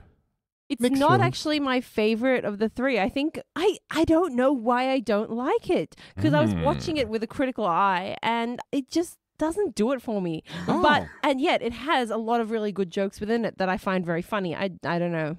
I don't know what my problem is with it. Somebody explain it to me. Well, the thing is, we're all frightened and horny, but that shouldn't stop us from living and scoring. Thank you, right, Beach. Sorry, that's one of my favorite lines Yeah. from everything. So is this actually a direct parody of anything? A little bit the birds, A little bit of Jaws. Free Yeah. Willy. A little bit of Free Free Willy. Willy. It's a bit. That It's a classic bit. horror It's a bit movie. all over the place. Okay. That's the thing. Maybe it does take from a lot, but the things it takes Yeah. from still work together. Yeah. It makes sense Yeah. for the storyline. Yeah. Again, this one had a cohesive story, beginning, middle, end. I liked the beginning. It was quite funny, you know, Lisa, and quick as well. Yeah. You Yeah, didn't have yeah. extended, or how does the dolphin get out? What's its motivation? Everything's explained very fast. Yeah, and Yeah. also even before that, I love the pointing out like how aquariums work. I love any show that takes a stab at zoo and aquariums because I hate the fucking things. They're fucking animal prisons, and just to show, Hey, to be fair, you've seen what happens if we let those animals out of the prisons. yeah, well, If a cow ever got the chance, it would eat you and everyone you care about. That includes dun, 2 of the dun. 3 people in this room. Figure out which guys. Elliot. look to your left, look to your right. The first one's me, and the second one's also me. Sorry, guys. Correct. But yeah, when like a dolphin trainer Sally is all like, "Oh, who wants to come and pat Snorky?" and everyone just Yeah, dives into the yeah. pool, and I even like the sign gag of no longer educational on the outside. Perfect. everywhere's a splash zone. And Folks will be heating up the lobster tanks. If you want to pet them before you eat them, get there now. Amazing. I think this is another episode where the writing is really fast-paced and really clever just the whole way through.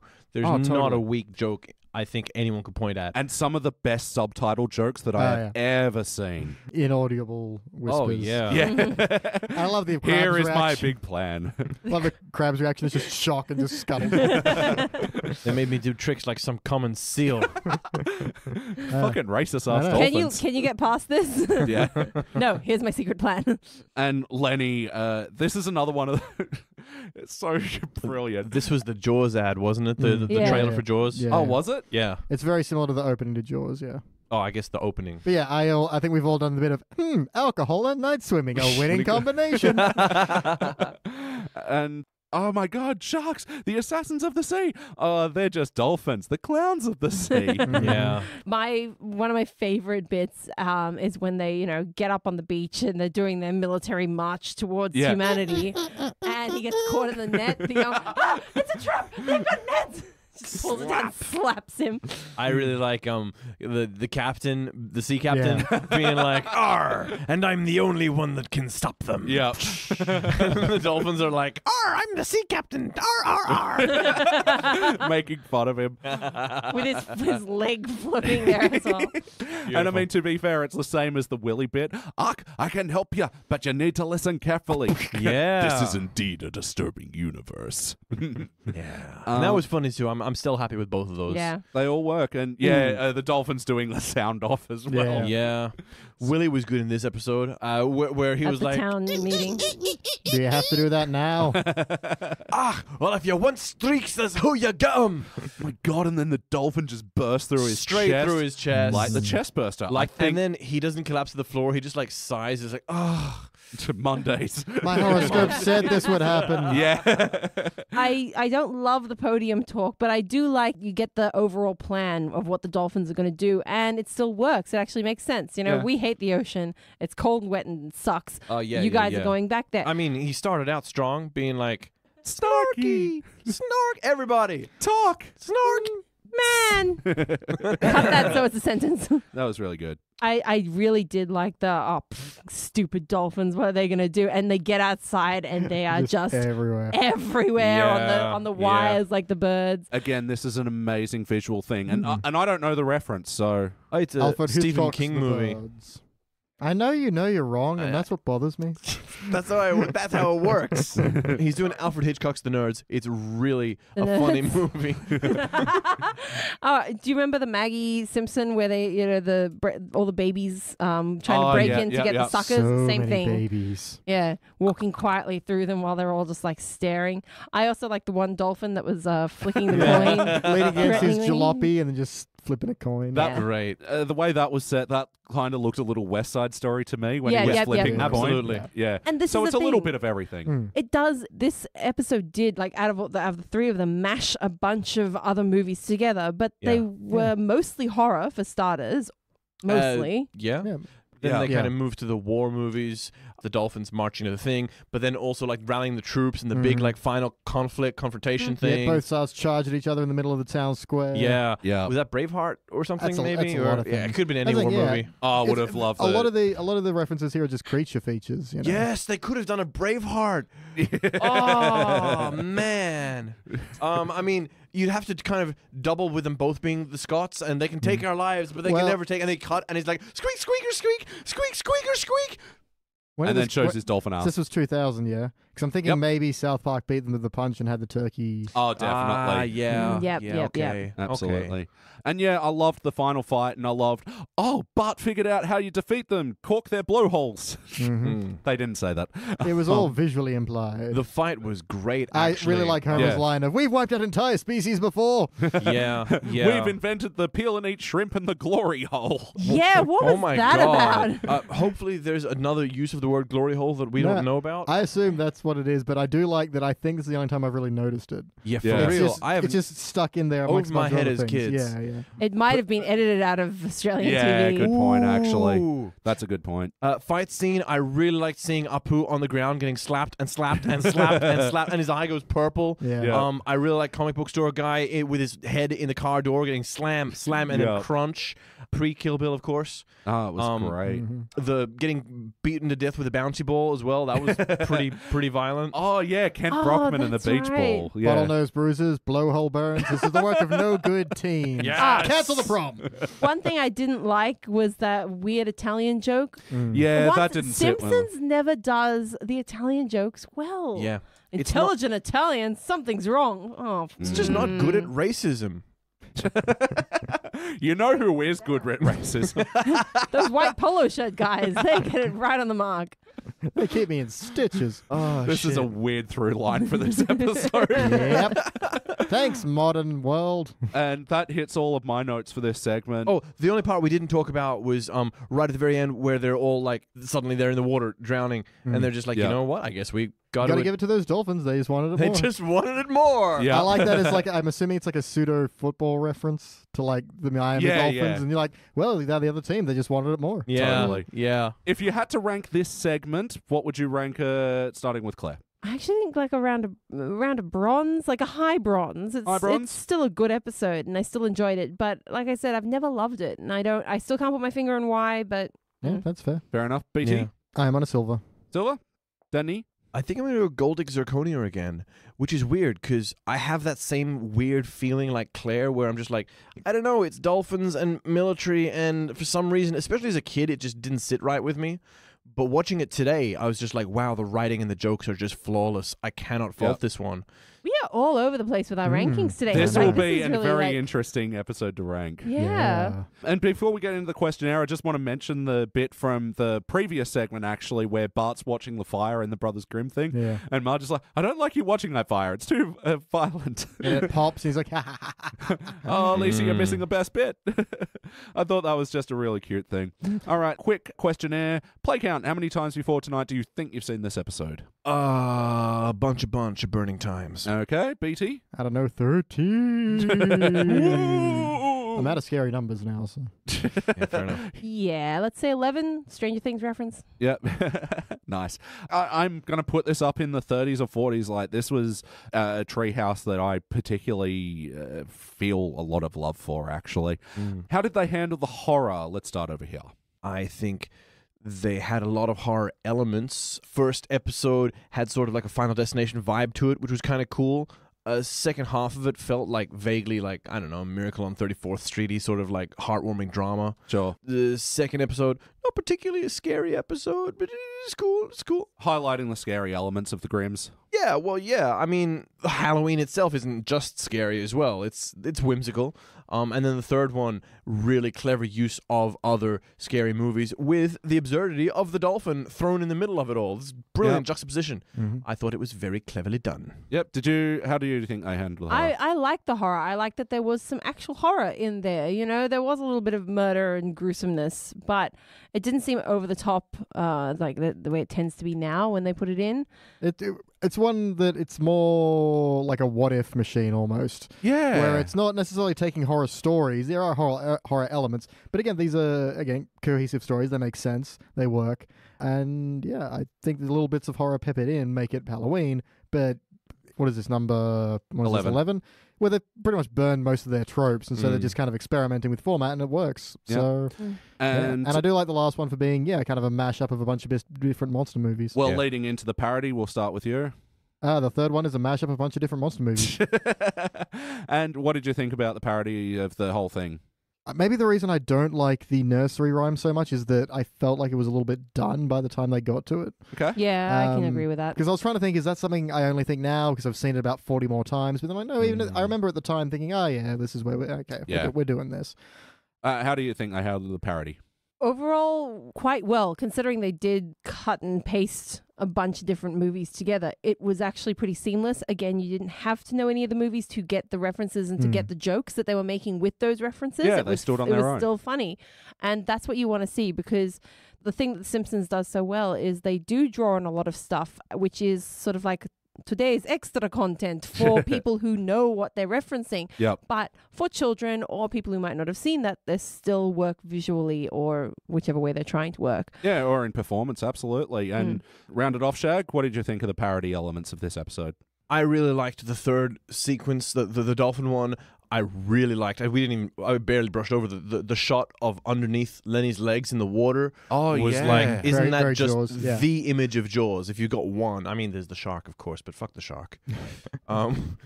Like Fonzie in that episode. Hey,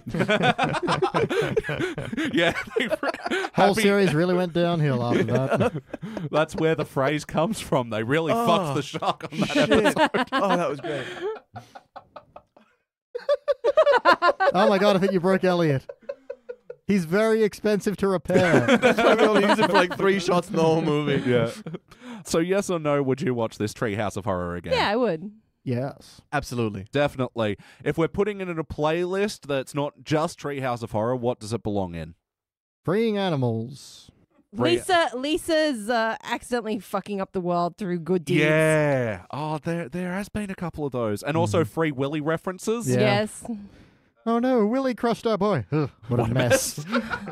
All right, like guys, this get him out of director's here. cut. Take him back to SeaWorld. That's right. Oh, my God. All the ones where Homer goes to hell are other Treehouse of Horror ones, aren't they? Not always. I think there's been a couple of hell references. Sorry, I just need to jump in. There is actually a weird thing with this one and the last one we watched.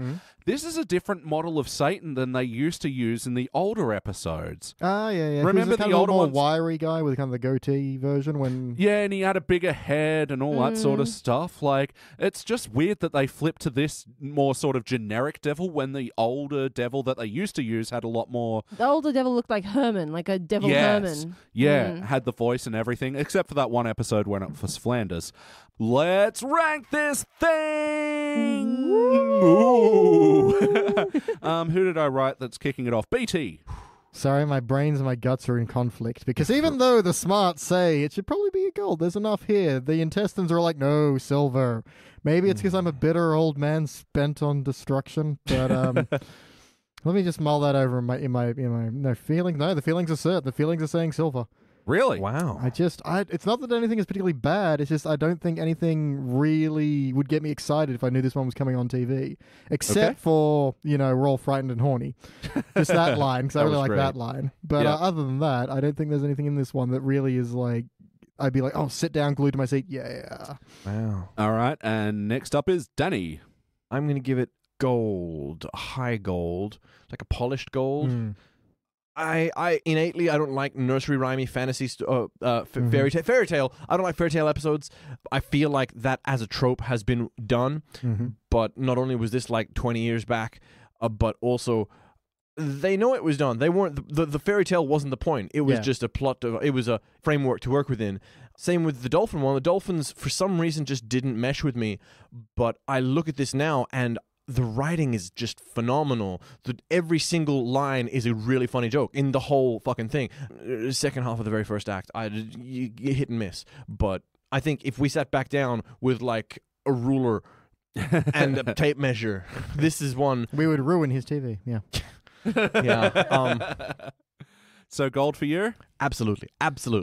All right, and I'm giving it a cubic, guys. Hey! Look, when we talk about cubics, we're talking about essential to the Simpsons experience, and I got to say, look, Treehouse of Horrors do operate on a different level to the rest of the Simpsons canon, and I honestly think that this is an essential Treehouse of Horror to watch, and I love every segment. I thought each one was stylistically, writing was all on point. I'll happily watch this again, and yeah, I'm just so sold on a cubic. Claire? I'm a silver as well. It's just, yeah, sorry. It's okay. It's your ranking. I still really like it, but it's the sort of thing I like when I'm watching it, but I wouldn't seek it out. I wouldn't think of it. I'd probably think of other Treehouse of Horrors before it. Sure. Yeah. That's all I really have to say. It's a very solid episode, though. Definitely worth a watch. No worries. Write in with your wankings. Damn it. Do not write in with your wankings. We do not want them. No dick pics, please. All right. And okay, well, this will be a dull gold all around. And what's actually funny is we've got another dull gold that's been ranked cubic, gold, silver, and that's Simple Simpson, the Pie Man episode. Mm-hmm. Which has been a point of controversy for a lot of people. He's talking about me. Did I miss the pie? I did, didn't I? Yeah, that was me, Bede, Sheridan, and Jock. And Sheridan gave it a cubic for some reason. Like, look, albeit it's funny as fuck, but I don't know, cubic? But, I mean, I guess that's what you today, guys are that's thinking. you. Yeah, I'm the Sheridan now. Are you using her name to mean a small, overly enthusiastic ranking? That may be the new nomenclature. Thank you. So this will be joining other episodes like Krusty Gets Cancelled, which we reviewed with Phil recently. Oh, Treehouse of Horror X, the Xena one. I'm not Xena, I'm Lucy Lawless. And Good, Sad and the Drugly from season 20. I think that's actually very fair. Dull Gold seems a good place for it. All right, guys. Now we are going to the very start of Treehouse of Horror.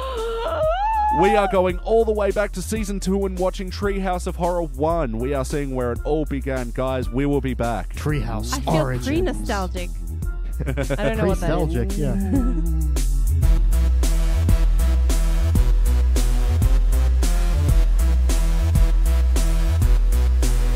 And we are back, and we just watched Treehouse of Horror 1, Season 2, Episode 3. As easy as ABC. It was first released in October of 1990. It was written by John Swartzwelder, Jay Kogan, Wallace Wolodarski, Sam Simon, and Edgar Allan Poe. Guys, this was the first Treehouse of Horror. What did you think of it? Without meaning to be too much of a dick, Elliot, this is what a cubic looks like. Well, we'll get back to that when we rank this thing. I know. I was just born mean. But no, this is a class act. What does your arm say, dude? It says bucket of flan. Because I forgot to mention in the last episode that I liked the joke where Homer was at Krusty Burger ordering a donut burger, which is a thing you can get now. Yeah.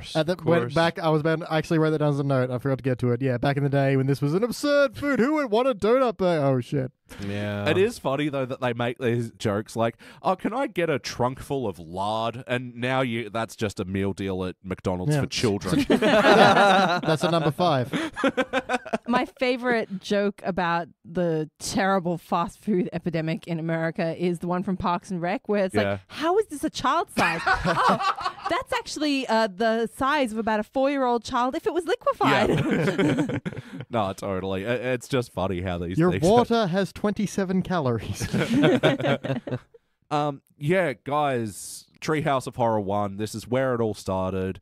So horror was on top form in this episode, I thought. Absolutely. They had an infinite wellspring to choose from, and they did. And they did so wisely. And I like that they didn't do too much. They picked Yeah. 3 stories they wanted to tell, with the theme of the kids telling horror tales to each other in the treehouse. I really as well. like that as the meta narrative here. The framework Yeah. in which this episode exists, because around Treehouse of Horror 5, they dropped the framework. Like, you remember Yeah. in 4, it was... Yeah, they had the paintings and they had a few Yeah. other bits and pieces. And I honestly think that does it a bit of a disservice. I really like that narrative framework. To give it context as well. Yeah, there's the context in the greater portion of the show and the characterization of like what's happening with Bart, Lisa, Homer, and Maggie at this time. Yep. But I think it also helps focus the episodes, because when you do any sort of what ends up being a variety show in the later ones, it gets a bit lost sometimes. Yeah, it gives you a clear break from one to the next. Exactly. This I thought was just so cute. I'd almost forgotten that this was the episode where Marge comes out and gives the warning to the yeah. viewers. How you cool is know? that? I wash my hands of this episode. Like, so Halloween is cute. a time when they burn on just terrible things that not appropriate for small children on TV, like the next half hour. Yeah. Children worshipping ghosts. It was sort of a way for them to have their cake and eat it too, though, with like Marge being the conservative, sort of sensitive voice of the To Simpsons. have their warning, but also to get some jokes out of that warning. And to say something as passive aggressive like, so this has been fair warning, so, you know, all you sensitive people don't write us angry letters tomorrow. Yeah. Put your children to bed now so you don't write us angry letters tomorrow. Yeah. Actually, the original Treehouse of Horrors were a little spooky. Yeah. Like, they always, turned out to be quite pleasant at the end, or a joke ending. But the actual episodes themselves were quite creepy. Yeah, what always got to me as a kid is it took the familiar and twisted it into something strange and slightly horrific, and that always freaked me out when I was younger. So Yeah, and it's more of these things that you have these strong established characters reacting to a haunted house, an alien abduction. as themselves. Yeah, absolutely. Just to talk about the initial framework as well, I love how they establish Homer in this thing. His first line is, I love Halloween. His last is, I hate Halloween. Yeah. Like, what a way to bookend it. And I actually like, as far as that whole, the warning at the front, and, trying not to make it too scary because it is out of their normal framework. Yeah. At the end, making Homer the one that's frightened. The kids are all in bed and asleep. You Yeah. know, those are Yeah. the kids that you Yeah. identify with. And we've got the da-da-da-da-da. The pleasant, ending. yeah. Exactly. And then there's Homer who doesn't want to sleep with the lights off. And I think as a child, Shows how watching that silly would it is to be frightened of this. Exactly. Like, I think it was quite a cute. Yeah, it drives home they're just stories kind of thing. And I love how, like, Marge is kind of a little condescending. I'm not sleeping with the light on. They're just children's stories, like, he's already explained what happened to Yeah. her. Marge, the kids were telling stories and It was a raven. I do want to point one out in between the first and second segment when Bart does the whole, what about this severed finger? It does like Yeah. the horror zoom on it. Yep. And Yeah. then just Maggie, like, casually, oh, this looks like a fun toy. I really like Oh, the baby yeah. spit. I really like the direction on that. It was very good. Totally. And yep, in each of these in-between segments, you see Homer outside, like, getting engaged and Yeah. shivering next to the treehouse. And Starts off as a ghost, all, what are the kids up to? And then at the end, so the first segment, Bad Dream House. yeah. So a little bit Amityville horror, a little bit poltergeist. So is this, like, again, I'm not as experienced in the film. It's cool, I am. Is this another one of these ones where they're pulling from a bunch of different things and, like, making a Yeah. horror house amalgam or something? Pretty much. I mean, it is mostly Amityville horror. The ending where the house flashes in different lights and crushes in on itself is Poltergeist. Yep. So there's a little bit of both. Tiny bit of Shining. Yeah, bit I of saw that Shining. in Homer and Homer the carrying the yeah. axe, and also Ancient Indian Burial Ground. Yeah. Yeah. And talk about spooky moments when he was carrying that axe And his and Lisa mom. and Bart with the knives. I and- love that. They're just walking Yeah. in the background, all Yeah. just kind of like stiffly carrying weapons. I'm in the kitchen, Homer. And I Yeah. love that you think she's part of it. Yeah. And she's just making a sandwich because she's Marge Yeah. and she's lovely. She would never listen to a voice that's like, they're all against you. Yeah. Like, I like the idea that he looked at her and went, nah, too good. Like, she's too sweet. I can't do that to her. But even he managed to possess Maggie. She's Maggie. like holding a knife. A Oh, little. Maggie's like probably the Oh, yeah. We know darkest Maggie. of all of them. Maggie yeah. has a heart of darkness. We know that. Even outside side of Halloween. But like what you were talking about with the genuine spookiness, like they layer it really good with the house just subtly at the start going, "Get Superman out." layers it really good. You layer it well. He got me. He got you. There was one earlier on Claire that I missed, unfortunately, because it sucked because it was coming out. It was like Superman comes out good, you come out well. Amazing. I'm so sad I missed it. It was good. Rewind, listeners. Anyway, I also like that even though there is a lot of actual scary stuff and the music's scary and the coloring is scary, they're really I clever with really the love coloring. the coloring in this. Yeah. Very, very smart. But they always constantly undercut it with some, like one of the Simpsons being like, Yeah. "Oh man, this place needs a woman's touch." Like, Yeah. so cute. I do love Bart's just make the walls bleed. Do it, do it, do it, do it, do it, do it, do it, do it. Yeah. The camera angles on all like the wall corners and things as the paneling swells or as the wall moves away or as Yeah. all the things happen is really creative and clever. And when Marge yells at the house as well, that's the part which comes out the most, where it all goes black Yeah. and then like slowly seeps back into real color in stages. Amazing. Yeah. I actually just love how much agency she has in that moment. That's beautiful. Like, all through this segment, she's been saying, "Homer, we should leave this place." But no, she Yep. was taking her stand. Oh, So- she gets so angry that she says, "Shush." But I do love Homer's. It's a fixer-upper. We'll get some priests. It'll be fine. And when it's all just, Yes. and when the house just get out. Yeah. Guess it was just the house settling. Yeah, that was great. And I like the vortex joke as well. Hey, stop throwing your garbage in our dimension. Yeah, which now feels a little played out, but I think at the time would have landed much more originally. Oh, yeah, definitely. No, I I remember it being very funny back then. I do really like when it's talking to Bart. They are all against you. He's like, are you my conscience? Yes, I am. Yeah. It's like foreshadowing the Homer telling Flanders to kill people joke. Yeah. But done so much more eloquently. And one that has stuck with me through the years is Lisa, the butcher knife, Lisa. Oh, Yeah. So fucking creepy. I know. And this is what they nailed about the horror in this, right? Mm. Yeah. And, you know, they're doing a classic ancient Indian burial ground story. And when they Yeah. do the focus on the Indian burial ground, It's like Pocahontas I was and like, stuff. this place has Yeah. everything. And Mahatma Gandhi, not even the right India. I really like the phone call he has with the real Oh, estate man. agent. Yeah. Oh, You man. didn't tell me it was on an ancient Indian burial ground. Well, that's not my recollection. He says he mentioned it several times. yeah. It's, 4 or 5 times. but that was like a good, like, because in the earlier days, this was the flawed patriarch Yeah, thing, and this is showing, like, him being talked down from... From like angry rage. You didn't tell us this. Maybe you did.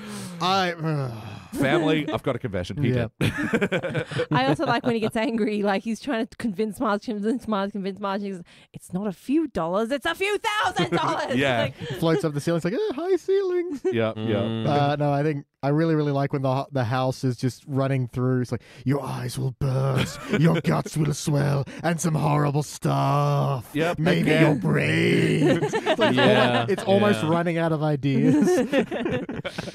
I don't have to entertain you. I But think what I noticed about the early ones is that each little story had its own wave, of horror specifically. Like they Yeah. did have the beginning, middle, and end, but they actually had the escalation of horror towards Yeah. the middle of the story. And then the de-escalation. And it even happens, just to jump ahead, in the Edgar Allan Poe ones. Because even though Bart's interjecting throughout pretty much the whole thing, he interjects a lot more at the beginning. And then there's the finish where it's sort of going, oh, that wasn't even scary, Yeah. Yeah, and make a between joke there. about it. But then there's that little portion, a very short portion in the middle, which they actually try to make creepy. And they do Yeah. it very well. I think from, it would be scarier than nothing. Anything. I don't think he speaks from there until the end. So and Except for Eat My Shorts. yeah. But yeah, it does. It makes the framework seem that much more important and intrinsic to the story. And as Lisa definitely. said, he's establishing mood. So, anything else you want to say about this segment? I just really love the color changes, like when the house is Yeah. breathing and it Yeah. changes. Yeah. I kind of want to see horror movies do that a bit more, for it being something off, but without overdoing anything. It's just a little bit, I'm uncomfortable with this. That's really why I liked. Who was in it and what was about? trying to decide if it was the Japanese Ring or the Japanese Grudge, because it was set in daytime and it was bright blue skies and things, and they sort of used that to subvert the horror tropes of the that's gloom in the a night. very interesting part of Japanese horror. Is a lot of it can happen at any time. Once you're kind of cursed and once it's following you, you don't have to be in a location for it to happen. It just it's with you now. I distinctly remember, although this was the American remake, I believe, of The Grudge, and Grudge, wasn't it? Yeah, and it was the bus scene, so it's the middle of the day, everything's light and bright and everything, and she looks and in the reflection of the bus, that scared the shit out of me. Because it's the daytime's supposed to be your safe zone. Exactly. Yes. And you don't expect it then, and perfect. Yeah, that really, really gets you. It's a great And so movie. your eyes have gotten used to this whole palette that's colouring the scene, and then all this shifts. Yeah, exactly. Like, I'm not used to being scared of this color palette. Yeah, that's it. Even still in the daytime, you can just have that absurd, out of place juxtaposition. Anyway, I it's think a they great had that use of schoolgirl color as well with the soccer ball, as and then the little boy goes. Anyway, I sorry. have got to see this movie. You actually should, but it's we have to have a sleepover to protect me afterwards. Yeah. And I think it's in the Japanese one where she's walled up all the walls with like newspaper and then like tears a little corner off and you can see the ghost out of it. And that's light from outside becoming scary to the dark inside. So it's a good example of light becoming the fear. Amazing. The last things I want to say about this segment is how emo the house gets after Marge talks it down. Just leave me alone. What are you afraid? Are you afraid of loving you? Oh God, Lisa, shut up. Fuck off, Mom. And I still love the really ambiguous line, "Life with the Simpsons. What choice do I have?" And it just implodes. You can't help but feel a little rejected. Yeah, I really like that Lisa line. Totally. Not even a haunted house wants us. All right. So if you were to rank this segment, what would you rank it starting, PT?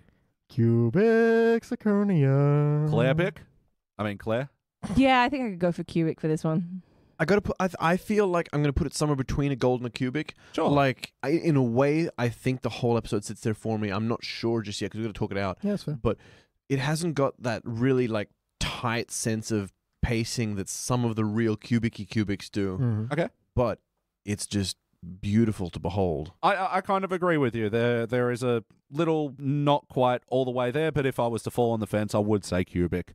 All right, so the next segment, Hungry Are the Damned. Yeah, so These titles are actually so much better to say in a horror voice than Dial D for Diddley. yeah, if you ever want to practice your horror voice, that's where you go. Yeah. Dial D So for Diddley. So Hungry Are the Damned, this is our alien abduction story. What do you guys think of this thing? Probably the weakest one, but I still quite enjoy it. Oh, really? Yeah. So just quick note, it is based off an old Twilight Zone episode called To Serve Man. Yeah. I had a trivia night with us and a bunch of friends where I was like, what's this Treehouse of Horror part referencing? And I picked like 7 that were all Twilight Zone references. There's a lot of them. Fun game for you Simpsons trivia hosts. But anyway, bringing it back to the color palette thing, I love the wash of green when... Yeah. As the saucer just like flies over them, there's this great just like pan in on Lisa's eyes, I think. That I don't know what the camera thing is called. Dolly Help me in, out. perhaps. The dolly in, yeah. Yeah, because the background's moving at a different speed to give more focus to the character. The zoom in while you pan out. Yeah. Crazy. Really well done. To do it with Very animation smooth. as well. But to do it on each of the Simpsons and then have Homer wondering, hey, family, your burgers are getting cold at what? You've been working on your Homer voice. Early Homer, very different That's voice. just my eating with my mouth full voice. I do like Homer's oiling up the barbecue pit beforehand. Yeah, and something they call back to in Lisa the Vegetarian, except that one went for like twice as long. Yeah. Got to double down. Yeah. He turns on the fly zapper, and then there's this... Hey, that's a big mama. See, I'm good at like season 1, Homer. Let's get some frosty chocolate milkshakes. Nice. That was great. Thank you. So yeah, this is like the first time we meet Kang and Kodos properly in The Simpsons. I'd forgotten about the explanation of the language as well. I did love it. So fucking such a cop out and still so funny. Oh, you speak English. But I guess this was written at a time when they'd still care, like, oh, what if someone thinks this? Yeah, and it's not scientifically impossible. Yeah. By astonishing coincidence, both our languages are exactly the same. Yeah. I loved the playfulness of the aliens as well. Just a really quick yeah. joke as well of everyone getting tractor beamed up, but Homer needs 2 tractor beams. Yes. Yeah. That stuck with me. That's Yeah. always been That's one of timeless. those fun jokes. And see, this doesn't feel to me like punching down on Homer because he is fat sort of joke. This is sort of the concessions you have to make for someone in this situation. Like, Buying him 2 airplane tickets. And again, Yeah. it was a show don't tell. They didn't grind to a halt and go, we're going to need more power for this Yeah. one. He must have had a few donut burgers. He was eating at the time, you know. yeah. He wasn't even stopping. I like that he was so chilled out. Everyone else screams as they get pulled up, and he's just like, He's still eating his sloppy Joe. Yeah. I really love how overtly they play into making the aliens look like they're going to eat them. Yeah. all the double meanings. Yeah. Yeah. They're always slobbering. Your they're giving them wife food. is and- quite a dish. yeah. They- Eat up. It's just amazing. weighing them, as Yeah, well. weighing them. Take all that you want and eat all that you take. You really get that slobber. I'm trying to, but for me to do it properly, I'd have to cut out my tongue. Well, don't do that. Beautiful. I really like, just speaking on that, there's a great cut when they get fed the second time and they lift up the platters and it just reveals Homer's head and then lift up the other one. Yeah. It reveals Marge's head. No shit, I didn't Yeah, notice that. it's a very quick, sneaky little cut, but it's very good. And they're like, oh, why don't we ever see you eat shink? Oh, we wouldn't want to spoil our appetite for the great feast on the right. Which just, I quietly really like the idea there's this race that only speaks in ominous tones. Yeah. Our language is exactly like yours, except everything sounds ominous. There'll Oh, be just- plenty of time to chew the fat later. They're all like, oh, that's not laughter in our language. Yeah. I kind of want to integrate that into my life and just be like, well, thanks for coming around tonight, guys. I'll see you later.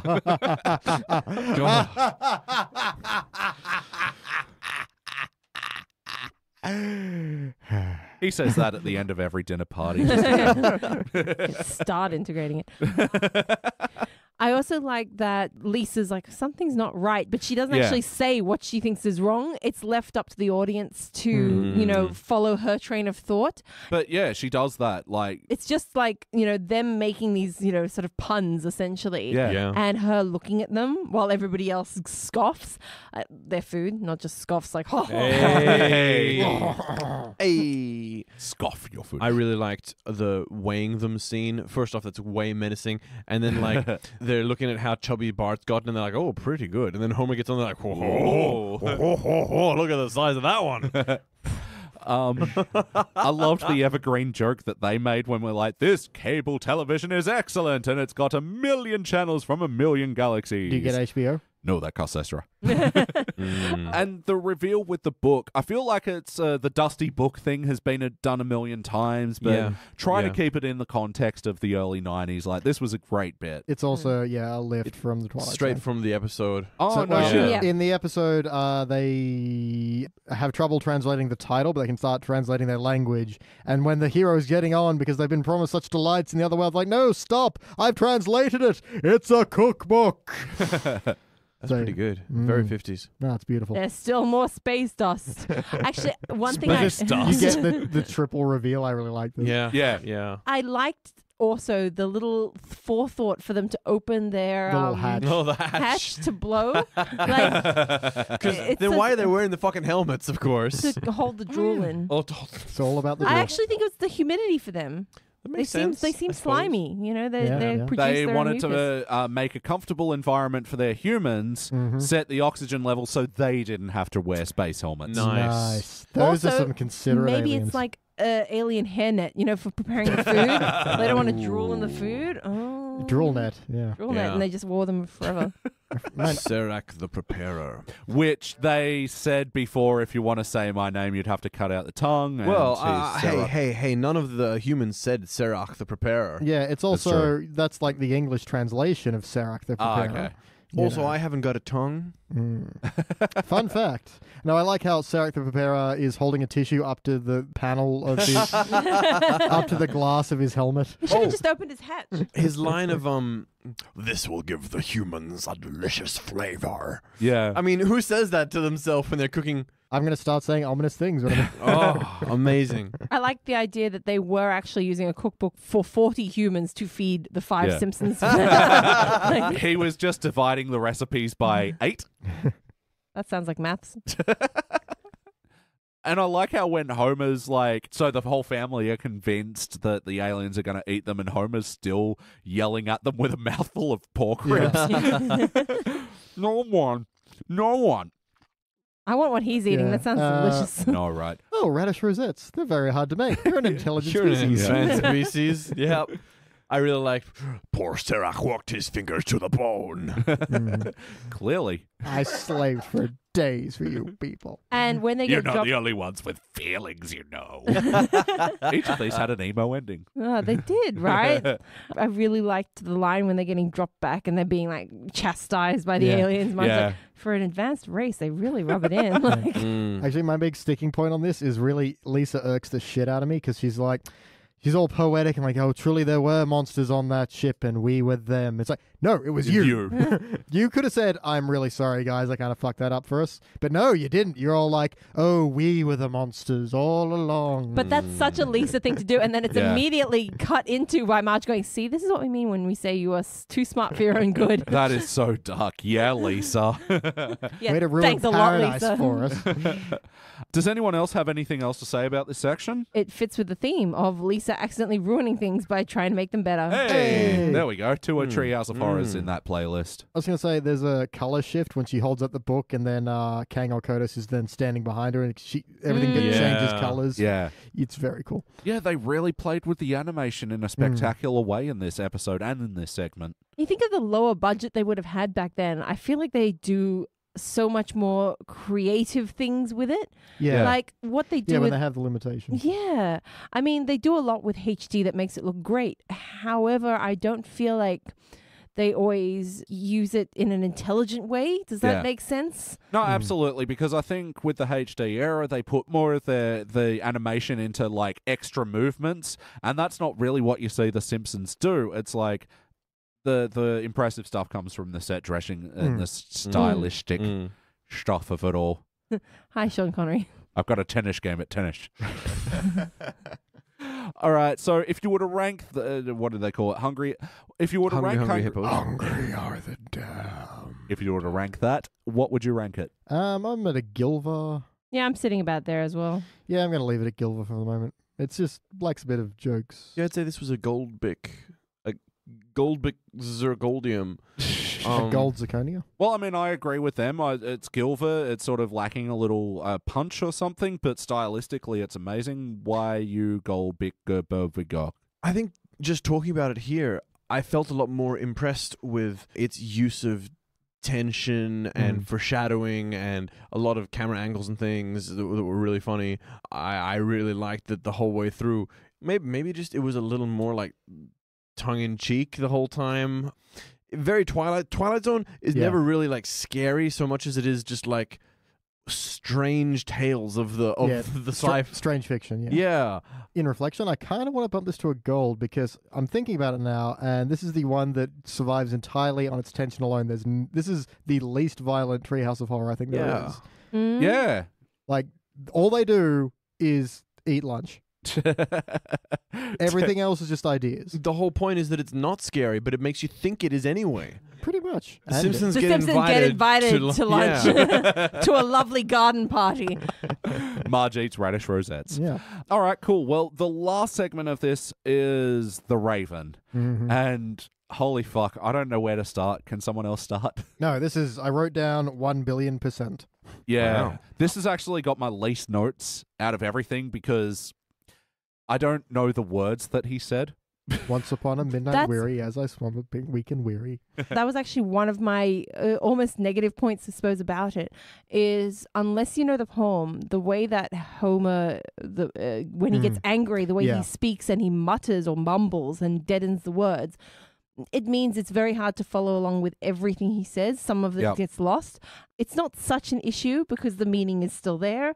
The visuals are still there to help you, but the voice acting, while amazingly emotive, it's not clear. I agree with that, but I also will take that for a sacrifice of things like take thy beak from out thy hide and take thy form from off thy I think door. that one line, when he said it both times, first off, it felt so much like Homer, like he was saying, "Get over here, boy!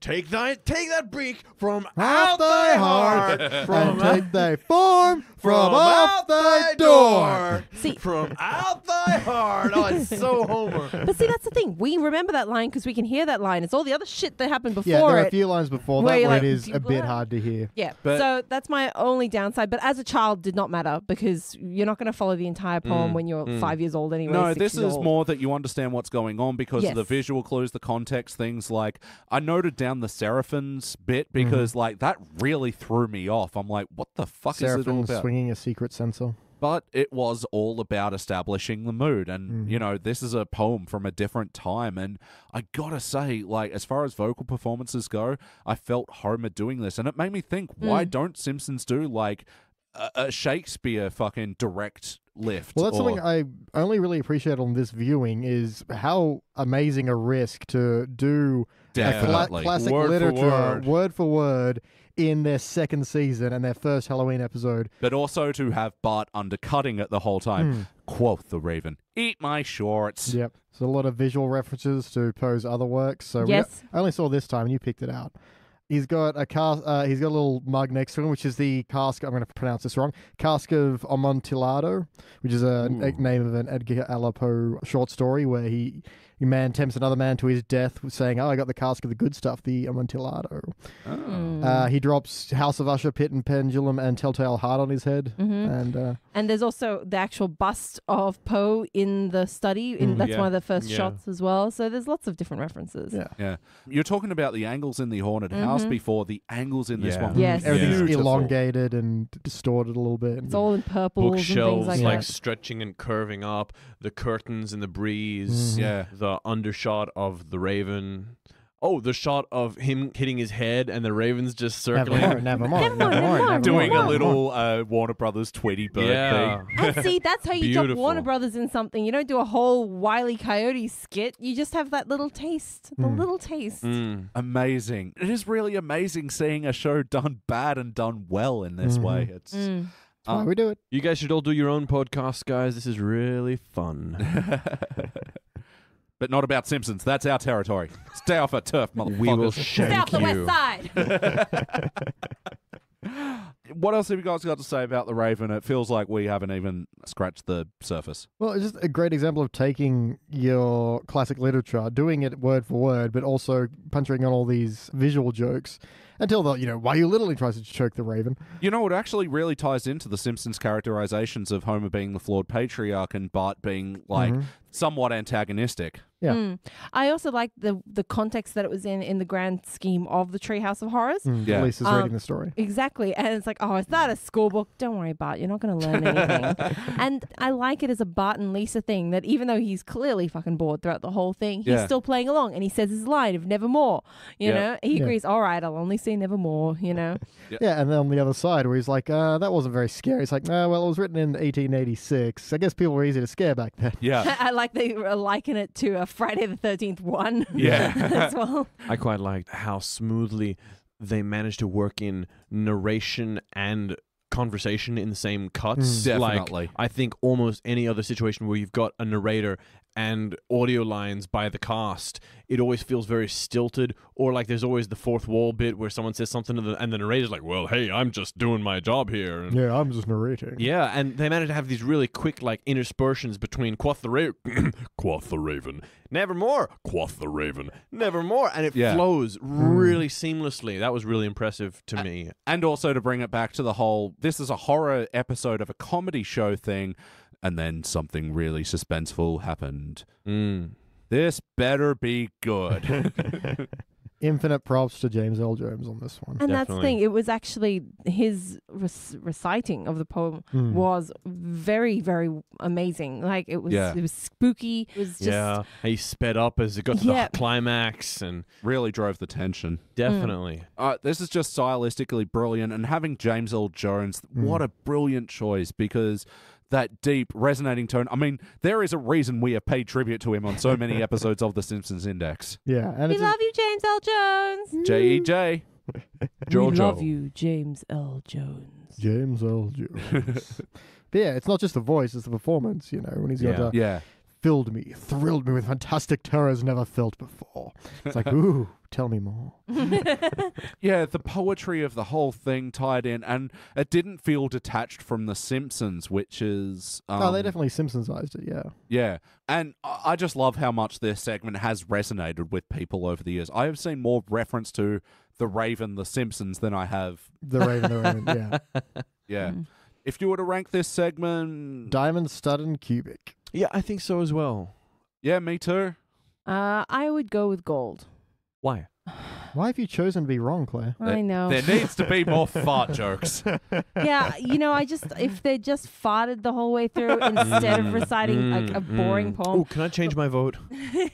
No, look, I still stand by the fact that as much as I love it, I find that Homer's voice acting necessarily emotional, but it does lose some of the actual ability to hear the words, and I feel like that's a major flaw for me. I mean, if you're reciting a poem, even if it is, in the context of a cartoon and you can't hear the words, which are already in an old English, it loses a tiny bit for me, and I can't say that it's perfect. No, that's fair. It's very good. It is very good, but it's not a cubic for me. No, that's fair enough. Sorry. Well, yeah, it's Sorry. got Your ranking. Yeah, that's it. I'm never being invited back, am It I? could be, it could be totally perfect, but you can't hear it. Then what's it worth? So All right, we'll do a short questionnaire before we rank this thing. Play count. How many times before tonight do you think you've seen this episode? never more. I mean, like 50. Claire? Heaps. Yeah, I haven't got a witty answer, but I am going to see it again and again, and I've seen it before and before. Yeah, I don't know. It's a lot, people. Horror. How did you think they handled the horror elements? Oh, beautifully. Like I said, thinking back on the second, the Hungry Are the Damned, the fact that it was all done through tension and not through any kind of visual really impresses me. So, Yep. It was genuinely spooky in parts. It was very creatively handled. The visual of the colors, the music that they chose, the angles of the shots, they'd really put thought into what they were doing in every single scene, and I think they pulled it off really well. Yeah, as far as the horror goes, I just need to reiterate the scene where the family Simpsons have all got the knives. That was fucking terrifying. It was scary. I was going to say, what's resonated between both of us to this day is the butcher knife, Lisa. Yeah. Just the tone and the, yeah. And Totally. even Edgar Allan Poe as well. That whole poem, that whole scene, I remember being quite scary. It was quite scary. There was a ghost there. I think it was great how each one was three sort of different definitions of horror. It was looking at three different ideas of what horror were. Yeah. First one with the knives and the haunted house and and the violence, the supernatural and the blood everywhere and the Walls bleeding. Yeah, horrifying. And then the second one with the tension of the will they, won't they, are we all doomed, and are the aliens almost aren't the point there. It's the suspense, you know? And also the true horror being our own lack of humanity. Yeah, existential horror. Very introspective. And then the third one, of course, being the chill gothic horror, where it's almost a conceptual horror. It's emotional, it's a psychological horror of existence, and it was done through striking darkness, just the emptiness of the world and the soul, and the action there is almost irrelevant to his despair. It's a horror of despair, I think. They really established the mood. Absolutely. Now, how did the episode function as a parody? I've got to say it didn't, because all three of them were more homages than parodies. I was going to say that none of them are directly, like, even though they have the influence, I wouldn't say they're directly parodies of. Like with the first one, because we said, it's a lot of haunted house tropes and movies. Yes, there's definitely some Amityville, there's definitely some Poltergeist. It didn't feel But like it they were doesn't making fun of them. It Feel doesn't like feel like a parody. Yeah, they're not pulling note from note the plot line. Like, okay, the Shinnin, for example, you know what that's parodying, even though it pulls some stuff from elsewhere. It's like it's teasing The Shining, you know. Yeah. Whereas this one is like clapping politely at how impressive the Amityville was and the Raven. Oh, we love the Raven. And even though Hungry Are the Damned are definitely lifted from To Serve Man, it's not terribly well known, and they don't follow the same beats, because in Twilight Zone they were going to eat them. Yeah. Whereas this has the shock reveal. For 40 humans. I think they were parodies. It's Certainly fair the enough to first say it. two. I agree with the whole homage sort of thing. Definitely the Raven was like a direct parody, but also it wasn't, because it was using the exact words. Paramage, as you say. Another twirge by Elliot Jay O'Neill. Paramage. It's a parody and an homage. References Tenacious D I suppose this would and go. Dewey Cox. I suppose it would go into how much do you have to be making fun of something before it's a parody. You can still parody something while honoring it, I think. Yeah. I feel like certainly the first two, for me, not so much the last one. It didn't click as so much of a parody. That felt a lot more like an homage. Yeah. Or a retelling of sorts more than anything else.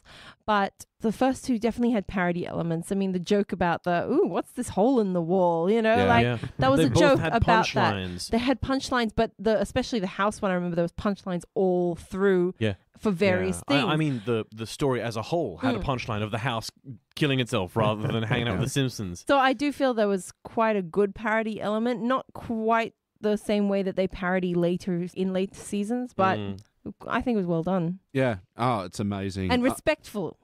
It's like how Scream is a parody compared to how Scary Movie is a parody. Yeah. Yeah, No, that's fair. that makes sense. Okay. Way to call it. Boom. Yes or no? Yes. Yes. Totally. What playlist are we putting it in? Good Simpsons episodes. Spooky Houses, put it where Marge is the real estate agent who sells the murder house. Yeah. And there is another one where they sleep in a house for Mr. Burns as well, isn't there? There's a quick joke at the beginning of some episode where it's like, you must spend the night in the haunted house. Smash cut to next morning. Best night's rest I ever had. Yeah, the only guest star for this was James Earl Jones, and he was That was all they needed. What a guest star. narration of the Raven, and also the removalist guy as well. And the house and the voice of the third alien. I don't think he was the house. He wasn't the house. It wasn't the house? I'm pretty sure it was the house. No, James Earl Jones was all down here, and the house was more up here. He was definitely the third alien. Let's rank this thing. Claire. Oh, you're not going to like me for this. It's going gold. I'm sorry. I don't care. It's your ranking. Gold I'll is tell you still what. good. Yeah, it's still good. And But I expect you to justify it. okay, I realized earlier that my pattern is cubics for basically everything in the first 3 seasons, mostly. And then, as they get further on and I've watched them less, I give less of a shit about them.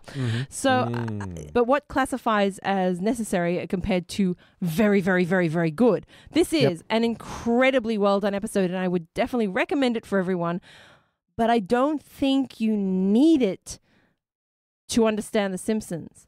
I think it's still it's so different from their other ones. I don't know. I can't. It's a gold. It's a gold. That's and I don't know fair enough. why.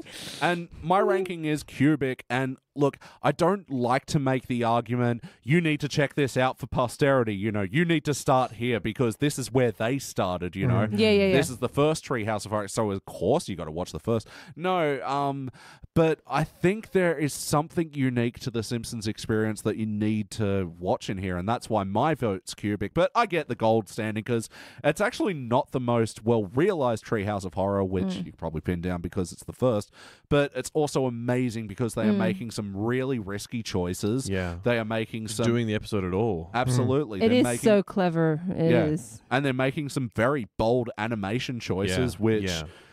Man, put it in the context of 1990 and it does make it go, holy fuck. But also I understand, but that's not my ranking. Mine's a cubic. Danny, you're next. I could almost go gold as well, sort of, but I think I feel like a cubic episode. He said don't rank it because of its cultural significance and its historical value. But as soon as you say those things, you want to change your ranking to cubic, right?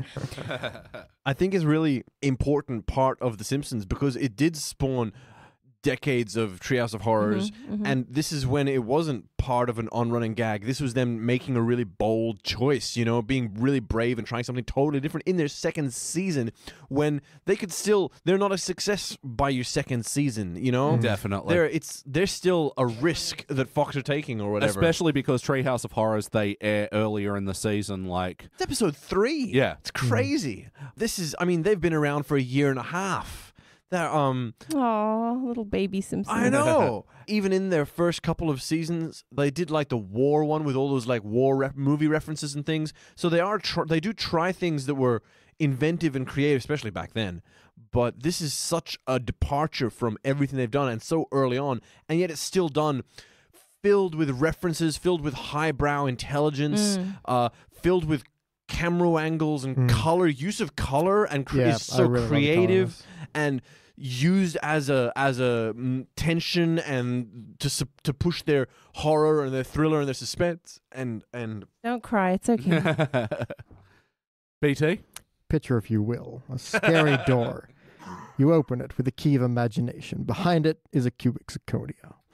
Look, I do understand where you're coming from, Claire, in the sense that in terms of Simpsons episodes, as possibly the world's only Simpsonic professor, this episode does not contain any highly quotable moments or anything that is really a Simpsons essential. it's still going in the Simpsonian. Yeah, absolutely. Simpsonian Museum forever. But for me, yeah, look, I think Bad Dream House is fantastic, and I think The Raven is absolutely iconic.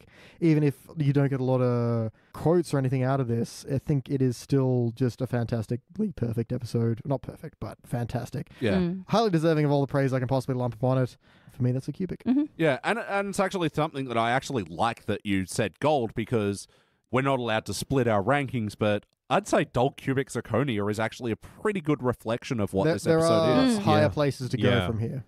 And as a Dull Cubic Zirconia, it'll be joining such episodes as Season 1's Krusty Gets Busted, Three Men in a Comic Book, Bart Gets an Elephant, Sweet Home Diddly Dum Doodly, where the Simpson kids go to live with Flanders. Oh, such a good one. We all reviewed Lisa's Date with Density, right? Oh, yeah. I think so. I was the one that made it dull. You. Genius, I know. Now say it in Ralph's voice. I was the one who made it dull. That really just sounds like you made it really boring. Yeah. In Marge we twust. I'm doing my best Jonathan Wass impression then. In Marge We Trust, the Listen Lady episode, Simpsons spin-off showcase, Cartridge Family, HOMR. Yeah, this is up there. Yeah. It's in very good company. But there are a couple that just stand out even brighter.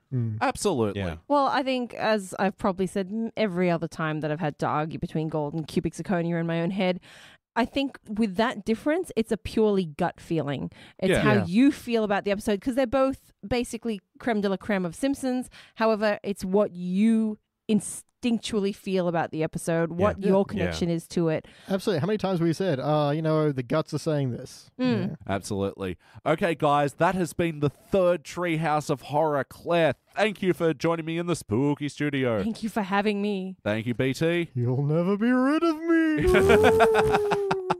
You'll keep haunting this place forever. And thank you, Danny. They said the studio could hold me. Oh, I can't do it.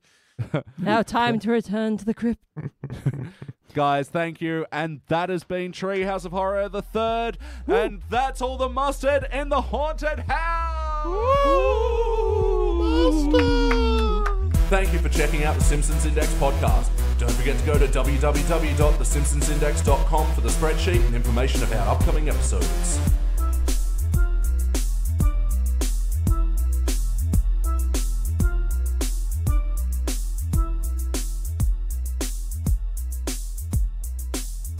And for today's extra content, All right.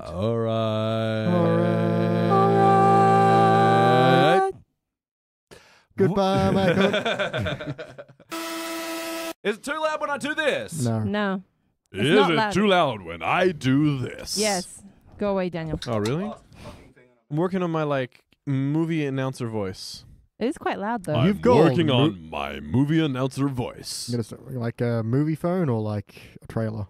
This summer. There we go. One man. Yeah. A pile of donuts. And a record scratch. Prepare for a wacky time. Okay. Yep. He's gonna find out scratching records isn't all it's scratched up to It was the beating of the terrible fucking blinky heart. Oh, that didn't work as well It as was I the planned. farting of the terrible butthole. Hooray! Such a terrible. be. And now we're in Poe territory? What the hell? Well, it was like a Simpsons Yeah, no, I Halloween know, throwback. I know. When Halloween episodes used to be Also good. about an episode where the killer cracks under the pressure. You mean when the When killer, the killer cracks one. Ah. Hey! Simultaneous comedy, baby. Oh. Remember to high five into the microphone, so the people at home can. There we go. Snorky, talk, man. Snorky Talk podcast. And now you're back with Snorky Talk podcast. Today, why humanity is terrible and should go back to the ocean. I want to go back to the ocean. It's been such lovely weather. Mm-hmm. And how to protect your blowhole. Whoa! You filth wizard. You smutmonger. Before someone uses their slingshot and corks it. This was first released in November. This was first released in November. Sorry, I had a brain freak out moment then. You know when you look at the thing and like, that is unusual? And it's like, it wasn't actually. Elliot, can you Great just stop story, looking at your Hansel. thing? Oh no, my jackass spring. I was just about to say, fuck you, donkey bread. Here, have a carrot. Go get a second row of teeth, why don't you? He's a donkey, not a shark. Shark donkey. Shonky. From the makers of Sharknado. All right. Sharknado is pretty shonky. Oh, shark donkey. Bray, he doesn't get you. Oh, not bad. Yeah, that's Not pretty bad, good. man. I liked it. And if you need your movie tagline, write into BT Calloway. Yeah, I'll do it. Final segment of this Treehouse of Horror was, fuck, I didn't write the whole title. What was it? Day of the Dolphin? Sure. Why not? That'll do. Probably. A dolphin's porpoise. A good It's hard that dolphin one, snorking guys. You all know it. It's Yeah. the dolphin one. is the right way to say it. Oh, okay. 1 second. Get it as hard that way as you can. What she said. It's good. I just did that. Name of your sex tape. Thank you. Oh, that's what that dealie is for. Yeah, it's for Name of your tightening, sex tightening tape. your clamp. So many. Beach is just like one of those one-phrase button machines. I'm sorry. Yours. Oh, that's what that's for. Yes, name of your sex tape. Oh God, I wish we were recording that. Beach has been watching a lot of Brooklyn Nine-Nine. And porn. And the Brooklyn Nine-Nine porn, Brooklyn 6-9. Oh. Quote the Ivor Scottadari. Yeah, yeah. Woo. What's the Godfreys? Gilbert Godfrey. Yeah, shut up. Never believe that crap. That was fucking awful. I'm sorry. Come on, man, that's pretty good. I quit. There's a big surprise. Hey. Oh my God, Clambert Godfrey right here. I'm so sorry. Can you say- editing Elliot for screaming in Can your you ear. say we're never going to hold this stupid lamp? We're never getting a hold of this stupid lamp. Yay. Now say clitoris. Clitoris. And we are back, and we just watched our... Sorry, was that a little hot? No, you good. Okay. Not even... You could add some spice if you wanted. All right. And we are back, and we just watched season 2. No, I'm not doing this. Pretty good. I was enjoying it, man. And we are back, better than your normal, terrible Australian bogan-ass fuck voice. Fuck. Back. Okay, try again. And we are back. Take 9. No musical moments in this episode either, so... Were Do they? you remember the song "Get Out of This House" or all your eyes will burst? the... Oh, get out of this house! Get out of this house. Or your eyes will burst, burst, Your eyes burst, will burst. burst.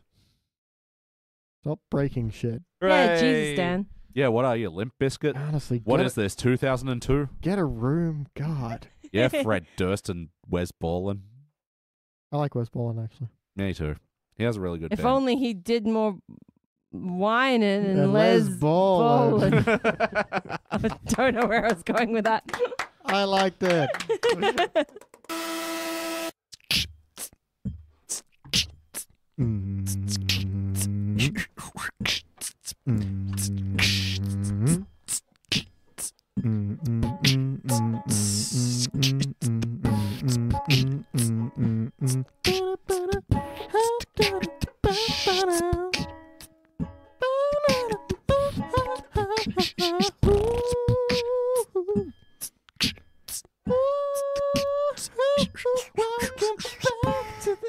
dun.